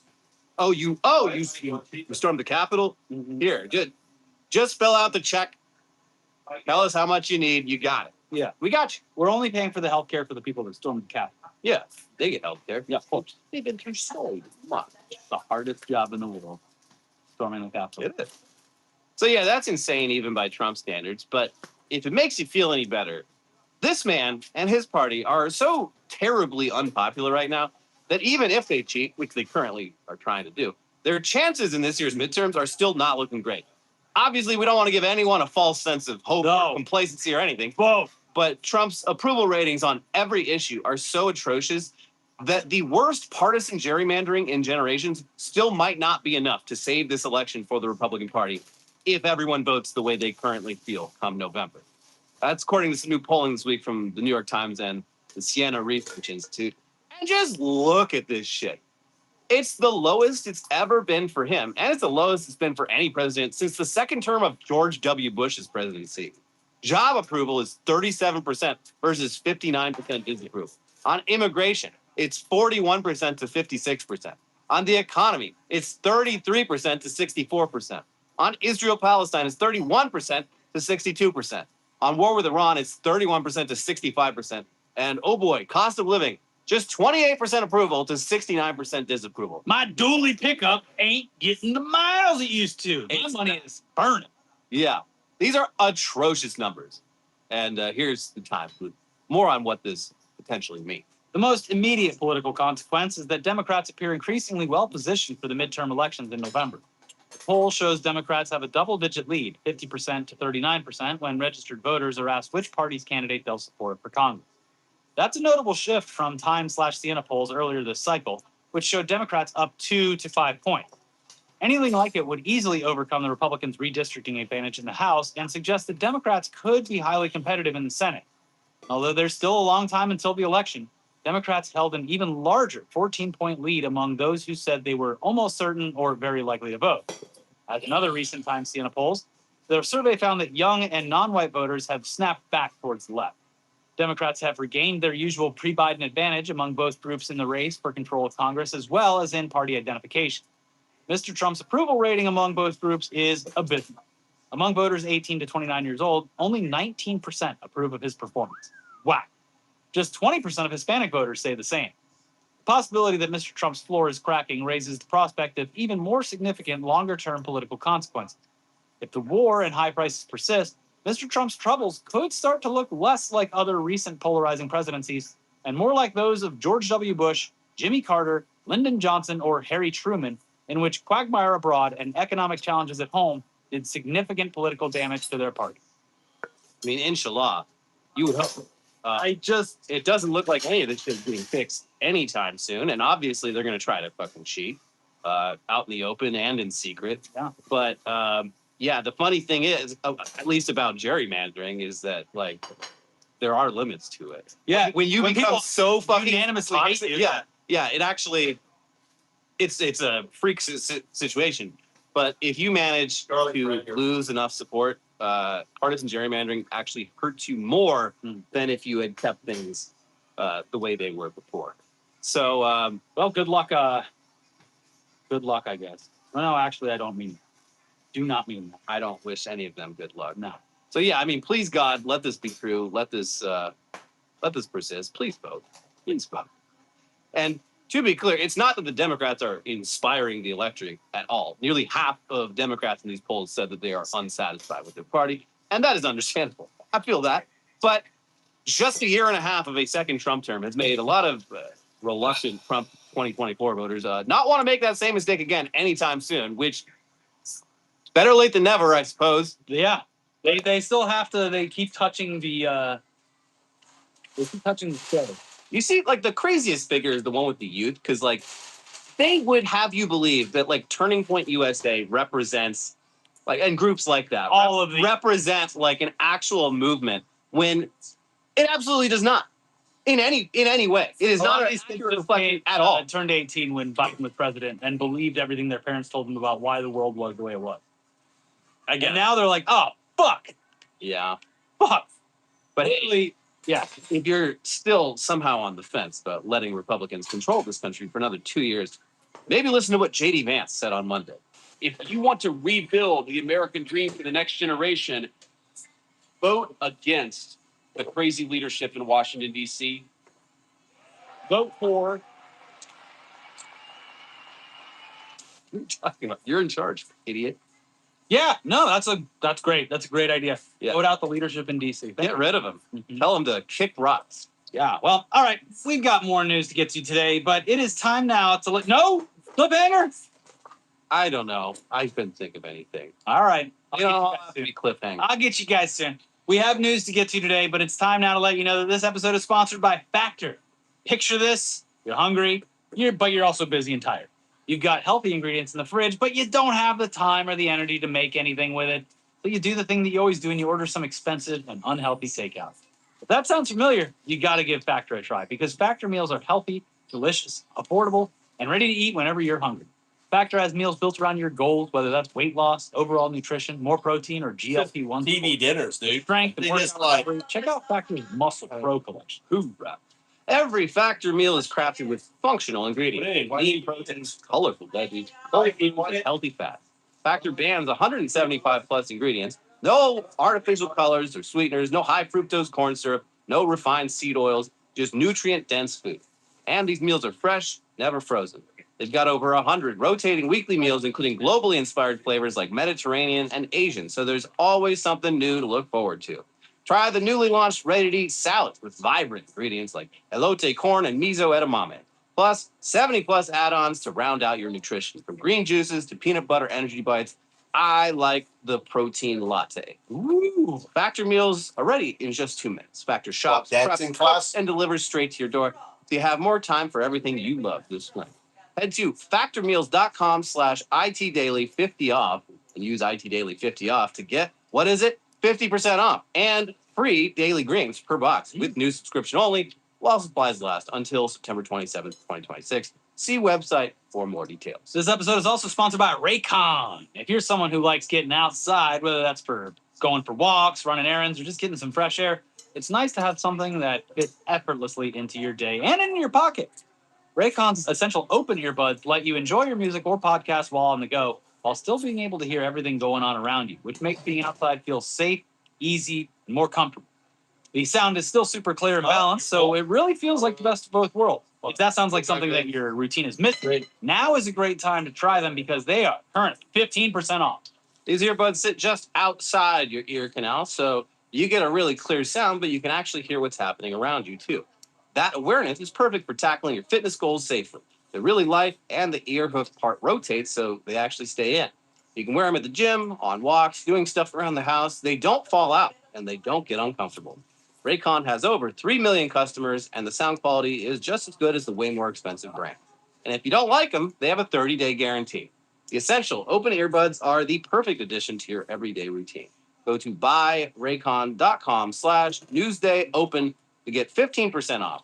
Thanks, Raycon, for sponsoring. Thank you, and it's time to get back into the news. Let's close out with a little bit of AI. Daddy, Rain, when's rainy season? It's not all bad news. We would have loved for Elon Musk and Sam Altman to somehow both lose their lawsuit against each other. But we'll have to take the consolation prize of Elon losing, which is still pretty good. Elon losing is good. You love to see it. And even though Sam Altman technically won, he didn't exactly walk away with his reputation intact, which is not great for him because OpenAI is supposed to be taking its stock public real soon. But before we get into that, let's first bask in Elon's loss. Oh, yeah, that's nice. Now, you'll recall that the whole reason behind Elon's lawsuit was his belief that OpenAI had strayed from its original mission, and that as an early investor, Elon was owed compensation. This is something we were going to have to reluctantly admit that Elon kind of has a point, but, fuck him regardless. Yeah. And the court's decision basically amounted to Elon's not necessarily wrong, but he still gets nothing. Okay. Which is kind of the best case scenario. Yeah. Here's FBI. A jury in California took less than 2 hours to decide that Elon Musk waited too long to file a lawsuit against his one-time business partner, Sam Altman, over the direction he has steered the artificial intelligence company OpenAI since the two had a falling out nearly a decade ago. Too late. In a unanimous decision, the 9-member advisory jury said Musk was beyond the statute of limitations when he launched his case in 2024. Judge Yvonne Gonzalez Rogers of the U.S. District Court for the Northern District of California agreed, tossing the case out. I've always said I would accept the jury's verdict, Gonzalez Rogers said after issuing her decision. I think there's a substantial amount of evidence to support the jury's finding. The decision brings a swift end to a 3-week trial that laid bare the fears and ambitions that led 2 of Silicon Valley's biggest personalities to team up 11 years ago to launch OpenAI, the maker of ChatGPT, and then to part ways after a dispute over how to run it. In determining that the suit was filed too late, the jury sidestepped questions at the heart of Musk's case, accusing Altman and co-founder Greg Brockman of committing a breach of charitable trust by allegedly jettisoning OpenAI's founding mission and then profiting from the decision. Claims they disputed in court, which they did exactly that. Yeah. Like, Elon was right, but also his reasons, he doesn't fucking actually care about that. No. He's just mad he left before he could make a profit. If it was admissible, you just say the evidence is that he created what he wants to be an extremely profitable and also highly volatile AI program of his own. Yeah. Yeah. Oh, so they didn't make OpenAI racist. No. Or hard enough. I have a big dial in my office. Turn it. It continues. OpenAI was established in 2015 as a nonprofit aiming to create advanced AI for the benefit of humanity. mission born out of a shared concern among the founders about the potentially negative consequences of AI being controlled by any one person or for-profit company. Yeah, but That would be crazy if that happened. by 2017, the founders were convinced they needed to set up a for-profit arm of OpenAI to raise money and attract researchers in order to be competitive. Musk wanted control, but the others disagreed, and he left the board in 2018. In court, he claimed that Altman stole a charity by creating a for-profit entity that became, in his words, the main thing at OpenAI. Lawyers for OpenAI argued that Musk, in fact, supported the creation of a for-profit subsidiary with the goal of attracting big investments. They argued that rather than being motivated by a commitment to OpenAI's original mission, Musk was unhappy that it did so well without him. A year and a half before suing, Musk launched XAI, a for-profit AI company, and OpenAI's lawyers said his lawsuit was an attempt to hurt a competitor. Yeah. Yes, clearly it fucking was. All these things can be true at the same time. Yep. I'm glad the jury saw that. Well, the jury didn't see any of that. They're like, too late. Bye-bye. What's 10 years after 2011? 2015? I don't know. It's been more than 10 years. Get the fuck out of here. Why did I have to sit 3 weeks in this fucking jury pool getting paid like, you get paid like $5 a day. It's ridiculous. Bullshit. They don't even feed you. Anyway, like we said, this wasn't exactly a win for Sam Altman either, as Reuters explains here. OpenAI chief executive Sam Altman beat Elon Musk in federal court on Monday, but the win came at the cost of hearing his former colleagues call him a liar repeatedly, under oath. A federal jury threw out former OpenAI co-founder Musk's case that the nonprofit was improperly turned into a for-profit corporation, ruling that the world's richest person waited too long to sue in a verdict that could be difficult to appeal. That simplifies the path to an initial public offering by OpenAI. The lawsuit risks the company being forced to pay out about $150 billion and to oust its leadership. Still, the portrait of Altman could undermine the trust of investors being asked to pony up for a potential $1 trillion initial public offering. Altman, the public face of the ChatGPT maker, endured days of testimony from former colleagues and other witnesses who described him as an untrustworthy leader. During his cross-examination of Altman, Musk's lawyer cited comments from 8 witnesses, including Musk, who said Altman misled or lied to others. In September 2022, former OpenAI chief technology officer Mira Murati detailed several problems with Altman's leadership style, according to a memo released as part of the trial. The constant panic around our projects, people, goals, etc. generates chaos and churn, Murati wrote in a memo called Feedback from Mira to Sam. Only Sam had access to this. We talk about focus, but in practice, our approach is do everything and do it fast. In a video deposition shown to jurors, Murati paused for a long time when asked whether by the autumn of 2023 she thought Altman was honest. Not always, she said. Murati added that Altman undermined her work and pitted other OpenAI executives against one another. OpenAI co-founder and former board member Ilya Sutskever testified he had collected examples of Altman's leadership shortfalls for more than a year. Keep it in my Sam sucks. Yeah, this guy sucks. I'm just going to write down every time this guy pisses me off. And it takes quite a while to get to that point. Yeah. So you're talking probably a good year or more. It's probably several years of like little things that are at him. You know what? I'm going to start writing these. I should document this. Yeah. It might come in handy later on. Uh-huh. So, yeah, anyway, this case, it was a real Sophie's choice, and it's nice to see that neither party really succeeded at what they were trying to do. And that could be said about AI in general these days. It's certainly everywhere, but even among people who've essentially been forced into using it, it remains quite unpopular. And this was on full display at multiple university commencements. This was so satisfying. And one after the other. Yeah. Like, the timeline set it up perfectly. When I got back to reality, I just saw commencement speech after like just fail after fail. Yeah. And in different They really thought it would work this time. The AI failed in different ways in certain commencement speeches. Yeah. It was beautiful. Some names didn't get read. Some were read wrong. It was a real cavalcade. So, for example, here's a little bit of the commencement speech a few weeks back at the University of Central Florida's College of Arts and Humanities. Nearly killed that dog. The rise of artificial intelligence is the next industrial revolution. Okay,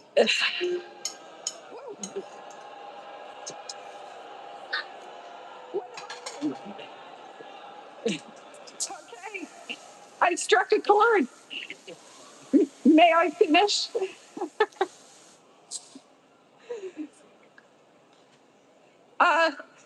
Only a few years ago, AI was not a factor in our lives.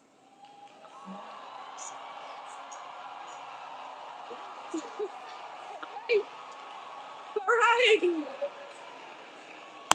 All right, I'm getting off. I'm gonna take my bath later.